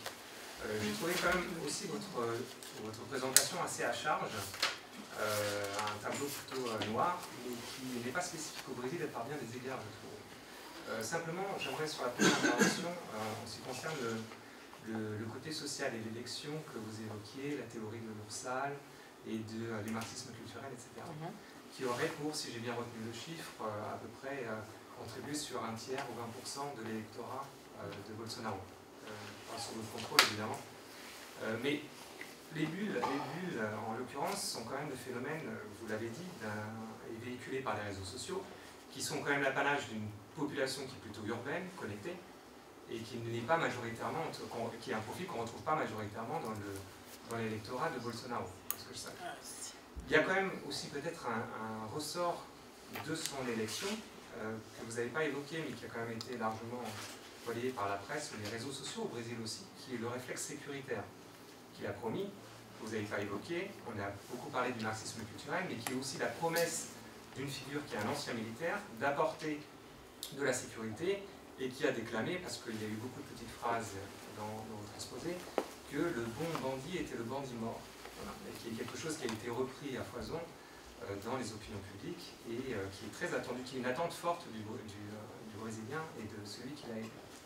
Ça pour l'aspect social. Sur le terrain économique, alors c'est intéressant parce que c'est à partir de là, je pense, sur l'économique, le politique et voire même peut-être l'institutionnel, qu'on a peut-être aussi un miroir de ce qui peut se passer. Par ailleurs, vous avez évoqué le monde occidental, mais on peut citer la France aussi, sur notamment, par exemple, l'économique, où je pense qu'il y a quand même plutôt une césure entre, on parle beaucoup de 2008, et il y a eu une crise de la dette privée, puis de la dette publique, et c'est véritablement celle-là qui a traîné, la deuxième qui a mis dans la nasse, le Brésil notamment, mais qui renvoie aussi à une réalité très française, qui est l'incapacité de pays en partie industrialisés, là-bas c'est plutôt le secteur primaire, ici le secondaire on va dire, mais à ne plus avoir des moyens et de ressources publiques pour travailler, pour faire une transition. Donc le Brésil reste une économie essentiellement extractiviste, et nous on n'arrive pas non plus, par exemple, on n'a pas non plus le même denier, on a les mêmes problèmes de bourse pour faire une transition vers des économies de demain, les économies du futur. Donc je trouve qu'il y a un miroir, enfin il y a quelque chose qui peut se ressembler. J'essaierai d'aller assez vite, mais je pense que ce serait important de donner Vous n'avez pas de questions, vous monopolisez tout le temps de parole. On a 10 minutes, monsieur, vous monopolisez tout le temps de parole, vous faites une analyse, posez votre question. Oui, alors, mais non, mais 10 minutes, on va vouloir poser des questions. Sur le politique, vous parlez de l'émiettement, vous parlez de développement sur le Brésil. Est-ce que vous ne voyez pas exactement le même phénomène se produire en France? Et donc du coup, est-ce qu'on est, nous, sujet à la même évolution que celle-ci d'un régime qui est autoritaire et qui... Voilà, première question, deuxième question, monsieur. Alors, deuxième question. On sait que pour les Américains, l'Amérique du Sud, l'Amérique centrale est un théâtre très favorable à la CIA. Est-ce que dans l'arrivée de Lula, il y a une participation plus ou moins de la CIA, puisque le modèle qui était précédemment, le modèle Lula, qui était un compromis entre le socialisme et une économie de marché, un modèle que beaucoup de pays ont cherché, c'est ce que les Américains ne veulent pas depuis la fin de la guerre froide. Ça, on le sait. Deuxième point, Britt a posé une question. Qu'est-ce qui fait que les pays en Europe et comme en Amérique du Sud, Amérique centrale ou autres pays peuvent tomber dans des situations comme ça, des mouvements qu'on appelle globalement populistes ou autrement. Est-ce qu'il n'y a pas, alors il y a une réponse qui est quelquefois apportée, c'est là que je vous pose la question, est-ce qu'il n'y a pas un effet de rejet, de globalisation de pays qui perdent la notion de récit national? Je dis national, pas nationaliste, hein, mais après, un pays qui ne fait pas, comment dirais-je, qui ne fait pas ce qu'il faut, après la dictature, hein, qui ne règle pas les choses, après l'échec de Lula, qui était une page qui s'ouvrait, hein, ce tome ouvre une nouvelle page avec le Brésil par-dessus tout, et offre encore une page de récit national, ce que les pays recherchent. Voilà la question qui était la mienne. Et la troisième là-bas. Troisième question. Après, je prends trois encore. En ce qui concerne la religion des évangéliques, je voulais en fait connaître une précision s'il s'agissait des créationnistes et est-ce que ça a une importance ou pas dans le besoin de croire et le fait de se rapprocher à un idéal, qu'il soit religieux ou politique. Et plus précisément, parce que moi j'ai pas la grille de lecture pour comprendre tout ce qui se passe, les enfants prédicateurs évangéliques ont visiblement pas mal d'influence. Est-ce que nous, avec notre lecture européenne, on peut comprendre cela? Vous voulez d'abord répondre à ces trois questions ou on va peut-être se partager un peu les trucs, non? Je sais pas. Alors, sur vraiment Et alors, je vais me mettre en face pour regarder les gens qui m'ont posé la question. Donc, comment expliquer qu'il y ait, alors à mon avis, plus que 20% des électeurs, hein, on considère qu'il y a actuellement 20% des Brésiliens qui adhèrent à une partie du discours que j'ai dit. Donc, ça fait une majorité des électeurs de Bolsonaro qui adhèrent à tout ou partie de ce que je vous ai raconté. Et comment ça se fait, comment ça leur est arrivé alors qu'ils ne seraient pas connectés. Alors si, ils sont très connectés. Hein. Les Brésiliens sont parmi les populations les plus connectées, en particulier parce que à peu près toute la population adulte a un téléphone portable, sans avoir forcément Internet. Ça, c'est effectivement pas du tout la majorité de la population. Mais le réseau WhatsApp a une particularité au Brésil, comme en Colombie, comme une partie d'Amérique centrale. Il fonctionne avec juste le réseau téléphonique. Alors on ne peut pas aller sur Internet pour voir un site, mais on peut recevoir des images et on peut recevoir des textes par le réseau WhatsApp, donc recevoir une énorme quantité de documentation. Le réseau WhatsApp, hein, il y a eu 230 000 comptes militants qui ont été créés pendant la campagne entre août 2018 et octobre 2018, en partie au Brésil, en partie aux États-Unis. C'est énormément des robots, hein, c'est évidemment pas des gens, hein, qui fabriquaient ça, mais la création de contenu digital massive, hein, avec un truc qu'on pour l'instant on n'a pas accès comme historien, et en plus on s'était pas dit que c'était des moyens d'endoctrinement, parce que nous les historiens on a toujours 20 ans de retard sur les nouvelles technologies, c'est un peu terrible, mais on pensait que pour endoctriner des gens il fallait du discours, il fallait une structure, etc. On s'est rendu compte que des fausses images avec un montage où on voit le Lula tout tatoué avec du Lénine sur le corps, les gens ça les marque et après ils croient ça, hein. Par exemple, une des images qui est le plus marquée, ça va vous sembler ridicule, vous allez probablement rire ou être choqué, mais l'image qui a vraiment le plus marqué la campagne, dont les gens disaient que c'était l'élément qui avait déterminé leur vote, c'était des biberons avec un pénis à la place de la tétine, qui aurait été quelque chose qui était un projet du gouvernement. Je ne sais pas si on a dit qu'il avait été mis pour apprendre aux enfants à la crèche à pratiquer des fellations. Donc ça peut paraître, mais quand vous avez la majorité des gens qui disent que c'est ça qui a le plus influencé leur vote, on passe au degré de véritablement un succès d'un endoctrinement. Donc je pense que c'est important et que c'est pas du tout à sous-estimer. Et d'ailleurs, faites l'expérience d'aller parler à un Brésilien qui a voté pour Bolsonaro. Vous allez vous rendre compte que très très rapidement arrive une structure discursive très organisée où mais non, mais ça c'est pas possible parce que vous comprenez, les droits humains, c'est quand même, il faudrait que les droits de l'homme ce soit pour les hommes droits, les mêmes formules, les mêmes, vraiment exactement une même structure qui n'est pas l'intégralité de la population, mais qui a vraiment endoctriné une partie de la population et infusé ailleurs. Évidemment, pour toute une partie des gens, il y a beaucoup de choses qui ont joué, d'autres choses qui ont joué. J'ai dit très brièvement, hein, la violence, l'idée qu'un militaire, il allait savoir s'occuper de la violence, que comme il était un militaire, ce n'était pas un politicien, et les politiciens c'est mal, ils sont tous corrompus. Donc il a profité d'une position d'outsider, hein, de marginal, qui parce qu'il était marginal, et en étant outrancier, il était plus marginal encore, un peu comme Trump. plus on dit des horreurs, plus on se différencie de la langue de bois calfeutrée des autres, et plus on apparaît comme quelqu'un de différent qui va pouvoir apporter de l'espoir. Donc effectivement, il y a tout un tas de ça, et c'est effectivement pour ça que probablement sa popularité s'est effondrée pour tout un tas de gens qui attendaient des solutions immédiates à leur quotidien, l'économie, la corruption et tout ça. Il a 17 scandales de corruption sur le dos déjà, l'économie n'a pas changé spécialement, et la violence reste identique, donc il y a des gens qui sont déçus parce qu'il y avait un espoir très fort qui était placé en lui. Les États-Unis, je te laisse répondre. Alors les évangélistes, qu'est-ce que c'est que les évangélistes? Alors je ne sais pas du tout ce que vous voulez dire, je ne vois pas qui vous êtes, oui. Sur les enfants, moi je sais que les évangélistes sont très marqués par la présence féminine, des pasteurs féminines évangélistes, hein, qui sont en général des grandes chanteuses gospel, qui font des énormes festivals, etc. La présence des enfants, je ne sais pas ce que ça évoque, je n'ai pas au courant. Hein? Bon. Il y a des évangélistes. Alors, oui, les églises évangéliques, non mais enfin, je ne sais pas ce que ça voulait dire évangéliste. Après, est-ce que c'est des créationnistes? Alors c'est très compliqué parce qu'effectivement, il n'y a pas une église évangéliste, il y a plein de branches qui ont en général finalement un rapport à la théorie biblique moins radical que tout un tas de catholiques intégristes. C'est-à-dire ils vont être un peu moins radicaux sur des interprétations de la Bible, mais avec des pratiques d'imposition de comportement à leurs fidèles qui vont être beaucoup plus contraignantes. Voilà, après, si vous voulez rentrer dans ce monde-là, vous allez voir ce que c'est que le néo-pentecôtisme. Il y a plein de gens. Il y a un livre super qui s'appelle « Jésus t'aime » d'une collègue qui s'appelle Nadia Oualaou. Et c'est super, hein, c'est vraiment très intéressant. C'est une rentrée dans le monde évangéliste. Évangélique pour un adjectif, évangéliste pour le nom. Mais voilà, moi je ne suis pas du tout compétente.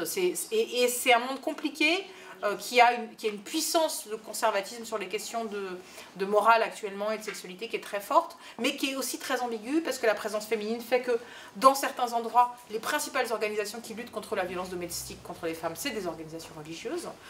Et donc c'est compliqué, mais actuellement c'est une grosse puissance par le biais de la ministre de la femme, de la famille, voilà, qui pourrait être de la morale, qui est une puissance extrêmement conservatrice sur les questions sociétales, dans un pays où déjà on a un taux de féminicide, de violence sur les femmes, qui est complètement fou. Hein. Donc il y a déjà un conservatisme de la société qui réprime très fortement l'homosexualité, qui réprime très fortement la présence des femmes dans l'espace public.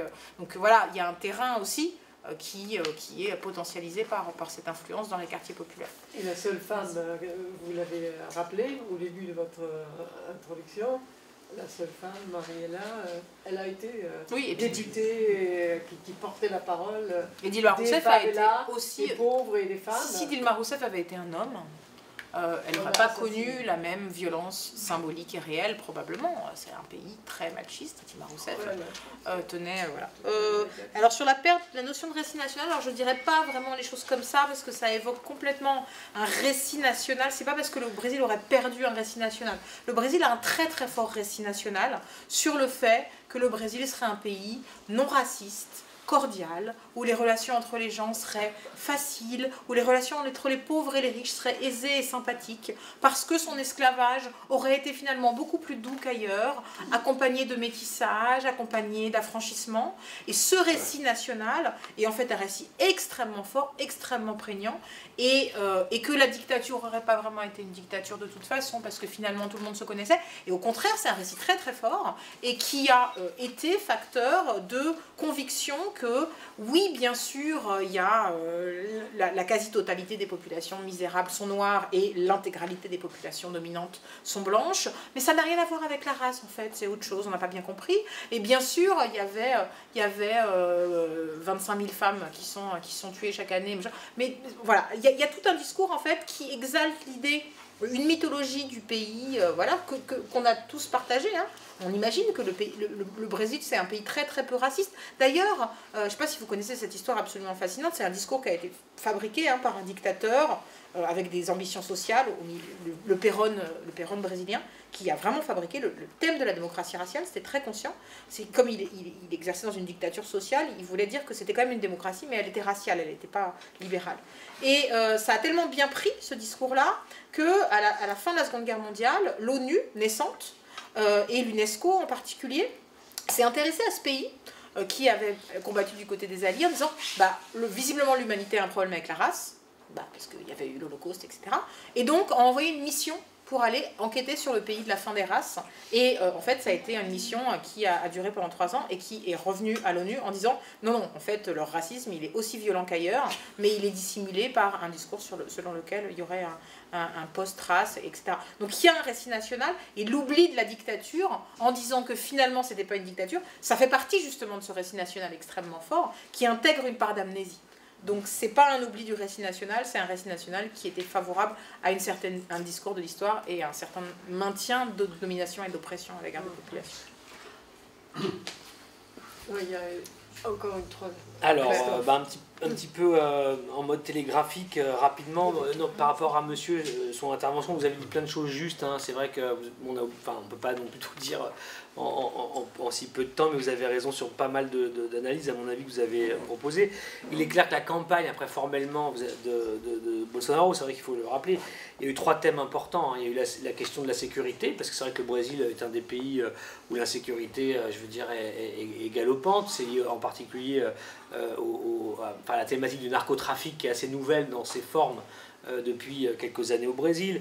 Il y a la question de la corruption, ça a été son deuxième sujet le plus poussé, et puis tout ça se mêlant à la haine de la gauche et du PT, qui était vraiment ce qu'a montré Maud depuis le départ tout à l'heure, donc ça a été le triptyque de sa campagne. Le problème que va avoir Bolsonaro aujourd'hui, c'est sur ces 3 sujets-là, il ne résout pas les problèmes, pas du tout, puisque comment dirais-je, la corruption, son propre entourage, ses enfants commencent à être dedans. On va voir que tout ça va continuer.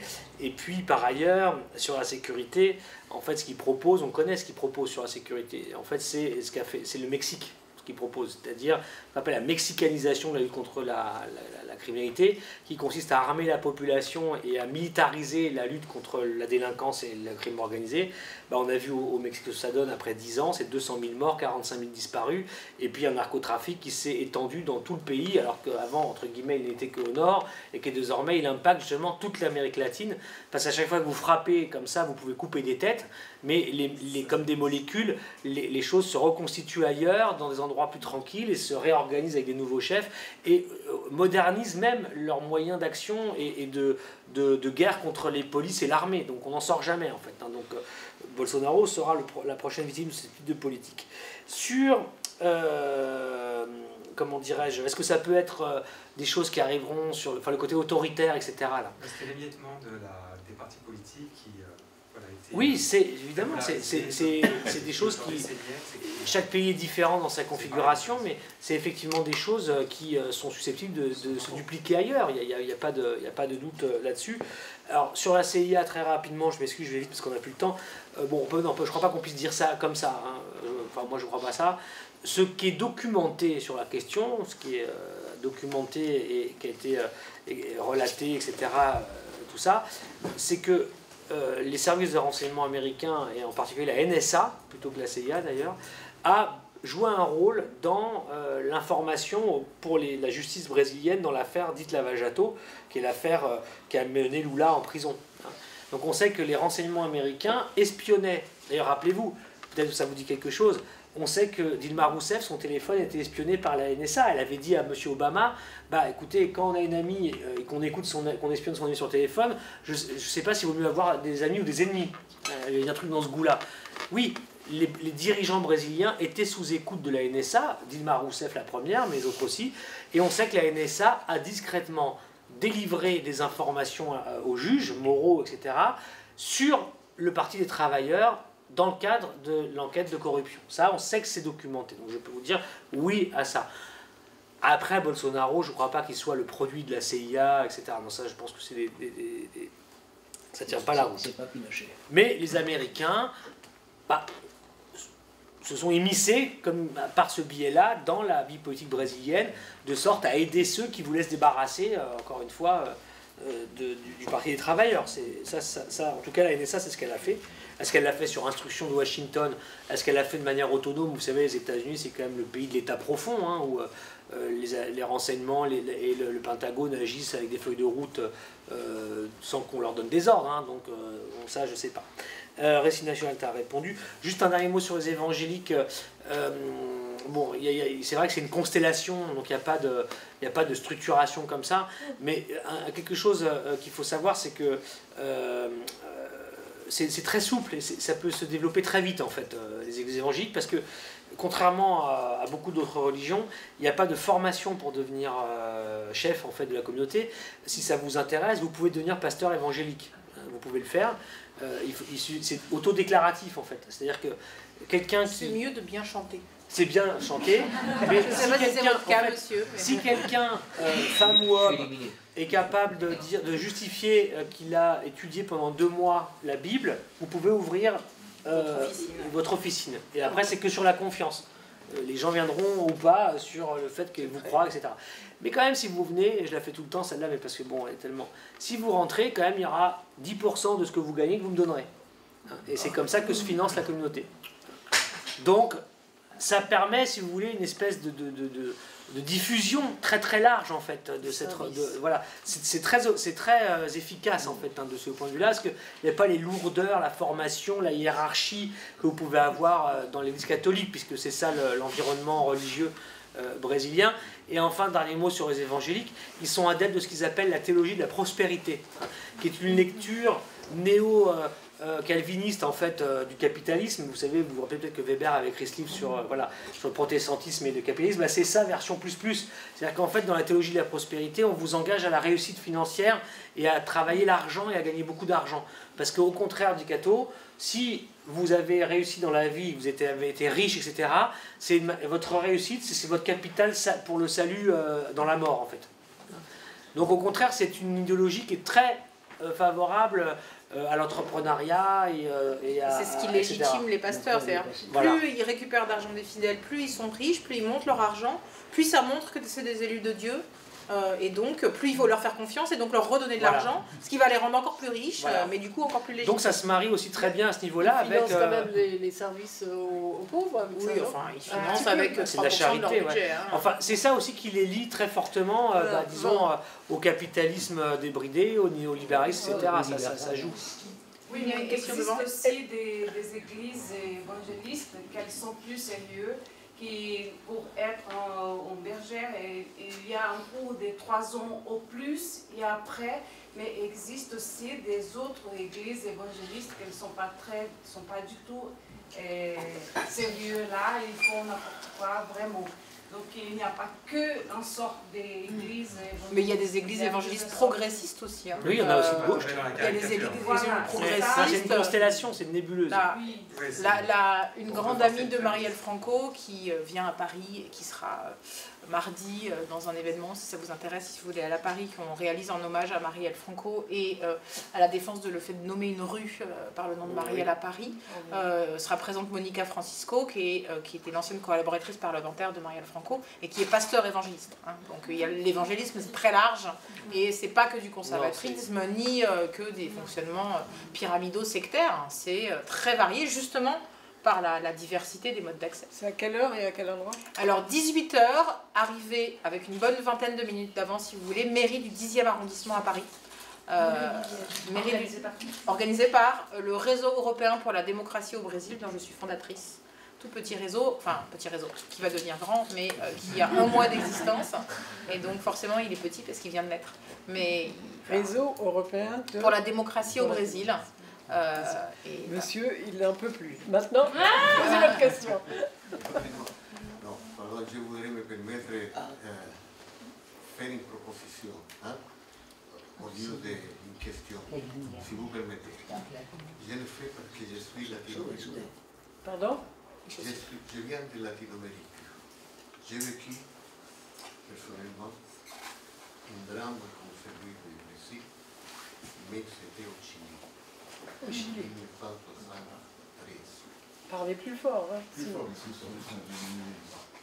J'étais touché et j'essayais de parler parce que ça me touche au fond de moi-même. J'ai vécu tous ces drames au Chili, l'année 1973, quand le président démocratiquement élu, impeccablement élu, Salvador Allende, a été tué et le palais bombardé. Donc, je voudrais situer Brésil dans l'Amérique latine, Brésil dans l'Europe, Brésil dans le monde. Parce que la situation aujourd'hui fait sentir un bruit de bottes. Ce qui passe en Europe, ce qui passe en Asie. Mais quelqu'un avait dit, le pire, ce n'est pas le bruit des bottes. Le pire, c'est le silence des pantoufles. Et cette image des pantoufles, nous sommes tous. Parce que nous marchons démocratiquement, hein, responsablement, mais nous devons prendre conscience de la situation sur laquelle nous faisons face. Donc il y a une jeune et intelligente économiste, pas américaine mais canadienne, qui s'appelle Naomi Klein. Ah bah oui, on la connaît. Naomi Klein Super. a travaillé sur la doctrine du choc, parce que le capitalisme international a créé l'idée que pour qu'un pays sorte, hein, effectivement de la misère, de la pauvreté, etc., il fallait faire pratiquement, si vous permettez, l'effet Chier. Hein, liquider toutes les bases pour reconstruire une nouvelle base. Et cette théorie de choc l'a appliquée les Chicago Boys. Les Chicago Boys, les mêmes de... Ah oui, hein, d'accord. qui a été l'école pendant plusieurs années, Le l'école de néolibéralisme Friedman le pour plus toute l'Amérique exact. latine, pour le Chili, bien sûr pour Bolivie, pour toute l'application de la politique de Chicago Boys. Il se trouve que Bolsonaro, c'est un servant de cette doctrine, est un laquais de Trump. Parce que Trump, c'est l'expression la plus forte de cette doctrine de choc. Selon Daniel Cohen, économiste français, dit que cette économie néolibérale poursuit la réduction d'impôts, comme si la réduction des impôts sur les grandes fortunes, la mauvaise distribution de la richesse. Ensuite, la restriction des programmes sociaux. Bon, le mieux, c'est peut-être que tout le monde connaisse et lise la théorie du choc de Madame Naomi Klein. Je vous le recommande à tous. Et on passe à une autre question. Il y a la Une privatisation. dernière. Je termine. La privatisation du service public. Donc 30 ans de libéralisme économique ont anéanti la théorie d'enruissellement. Hein? Donc cette théorie d'enruissellement, c'est la qui commande les économies nord-américaines. La théorie du ruissellement. Et donc, je voudrais dire que pour Lula, une chose qu'on dit les 12 personnes qui ont fait une magnifique exposition, que Lula a fait sortir de la misère 30 millions de personnes. Et pas seulement de la misère, il les a convertis en citoyens. Il les a donné une foi. Et ok, il faut que je... On a... On est 10h moins 10 et on doit terminer à 10h, à 9h30. La question. Quel est le rôle des militaires en tant que tel? Parce que les militaires ont appuyé la droite. Mais les militaires ont leur propre... Vous allez chasser les gens là. Excusez-moi, mais les conférenciers, c'est eux. Donc, merci. Mais ma question, monsieur, c'est... Ah, quand même. C'est quel rôle jouent les militaires actuellement? Bon, je prends une dernière question, mais vraiment... On va arrêter après. Alors moi, je voudrais dire simplement que j'ai été ce qu'on appelait nouvelle chrétienne. dans une petite communauté, avec une petite communauté chrétienne avec un pasteur. Et moi, ancienne catholique et ancienne élève de l'école communale, avec des résumés à apprendre par cœur sans réfléchir à rien de ce qu'on entendait, il y a 2 phrases que j'ai retenues qui m'ont beaucoup servi dans cette communauté. L'une, c'est d'entendre les choses dans l'esprit et pas à la lettre, et l'autre, d'avoir l'esprit de discernement. Et je pense que si à l'école publique et dans le christianisme, il y avait ces 2 phrases, dans le catholicisme, ce serait pas mal. Voilà. Donc, deuxième point, c'est pareil qu'en Chine, il y a 100 conversions, 100 baptêmes par semaine. Alors je ne sais pas quels sont ces évangélistes là. Et la question que je voudrais poser, c'est pourquoi le parachutiste qui aurait demandé une augmentation aurait été jeté par l'armée, et c'est un de ces gens-là, c'est ça. Et pourquoi la mienne leur faisait une augmentation, je sais pas. Là, il y a quelque chose que je trouve qui serait intéressant à approfondir. Ça va, ça a été assez court? Très bien. C'était très court, c'était très La dernière de dernière, et après on y va, c'est ça? Oui, c'est ça. Le risque de la forêt amazonienne et ses habitants. La toute petite question pour finir. Au moins c'était court, mais la réponse est longue.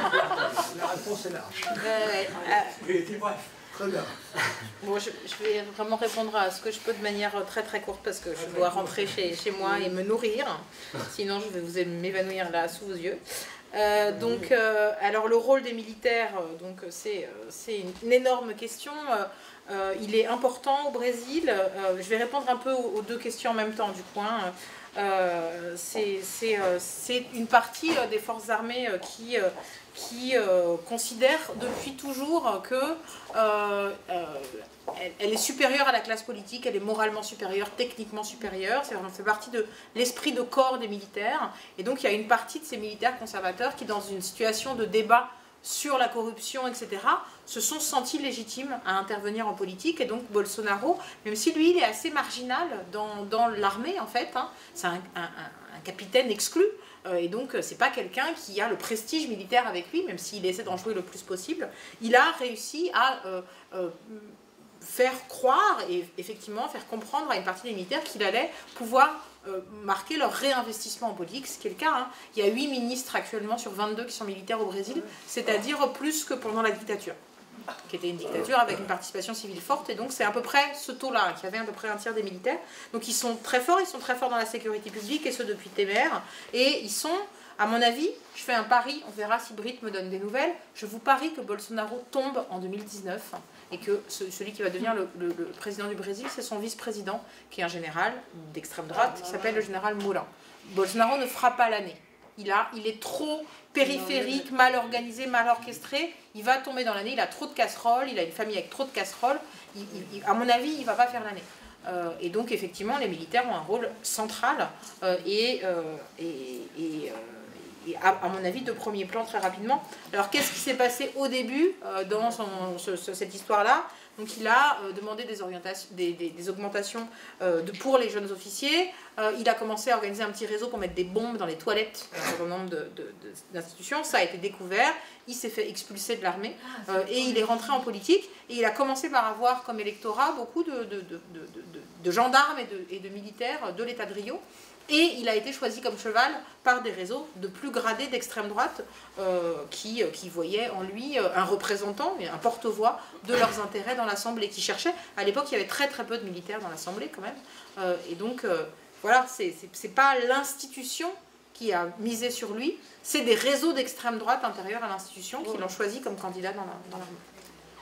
Ça, c'est pas des bonnes nouvelles, hein. Là, franchement. Donc on termine là-dessus. C'est lui qu'il faut qu'il parle. Non, moi je pardon, l'Amazonie. Oui, je vais dire un mot sur l'Amazonie. Deux mots rapidement, ce sera vraiment ma conclusion, moi. D'abord, ce que Maud dit me fait penser à ça, je voulais le dire tout à l'heure, j'ai oublié. L'élection qui vient de se dérouler au Brésil n'est pas la fin de la crise démocratique du Brésil ou normalisation de la situation. Cette élection n'a rien réglé du tout en réalité. Cette élection n'est que la continuation et l'approfondissement en réalité de la crise démocratique brésilienne. C'est pour ça qu'on va vivre encore des rebondissements et des événements brutaux au Brésil, peut-être le scénario que propose Maud peut tout à fait advenir, il est possible que Bolsonaro ne termine pas son mandat et auquel cas Mourao, qui est le vice-président, prendra le pouvoir. Sur l'armée, alors moi je dirais pas forcément pire, parce que l'armée, elle est très divisée au Brésil sur ce qui est en train de se passer. Il y a aussi une fraction de l'armée qui est finalement beaucoup plus raisonnable qu'une autre. Il y a des militaires aussi qui sont très jaloux de la souveraineté du Brésil, et c'est pour ça que ceux-là, si vous voulez, ne veulent pas embringuer le Brésil dans une vassalisation trop forte du pays avec Washington, ou dans une guerre contre le Venezuela, ce que n'a pas, comment dirais-je, évincé comme option Bolsonaro à un certain moment donné, mais il est rappelé à l'ordre. Et vous savez que dans la psychologie militaire, ça joue. Bolsonaro est un capitaine qui a été exclu, et dans l'armée, c'est des généraux, pardon, dans le gouvernement, c'est des généraux. Et en fait, Bolsonaro a un problème d'autorité, y compris avec les militaires, parce qu'il a la logique militaire où il est encore soumis à ses généraux. Donc c'est très compliqué pour lui. Donc il va se passer encore plein de rebondissements dans la vie politique brésilienne et qui peuvent être tout à fait surprenants. Donc ça c'est sûr, parce que c'est pas la fin. Sur l'Amazonie, bon franchement il nous faudrait une autre conférence, on n'en a pas. Mais grosso modo, quelle est la logique de Bolsonaro? C'est celle du lobby ruraliste, comme on dit au Brésil. C'est l'agro-business qui est le poumon du secteur exportateur brésilien. Leur idée, c'est de soumettre l'Amazonie à l'exploitation la plus massive possible. Mais justement, Bolsonaro fait une question de souveraineté nationale. Il dit, mais le développement du Brésil, c'est la tâche du gouvernement, et donc on doit ne pas protéger l'Amazonie parce que les pays étrangers nous disent que c'est important pour le climat, quand eux, ils ont tout détruit partout, et nous demander à nous de ne pas développer le truc. Donc c'est un argument qui pèse un peu quand même, en tout cas dans cette partie du Brésil. Et le projet qu'ils ont, en fait, c'est de déminer toutes les protections qui avaient été mises en place et qui par ailleurs seraient tout à fait discutables aussi, parce que beaucoup au Brésil, en particulier les mouvements paysans et les mouvements indigènes, etc., considèrent que même les protections qu'il y avait sur l'Amazonie étaient déjà très faibles.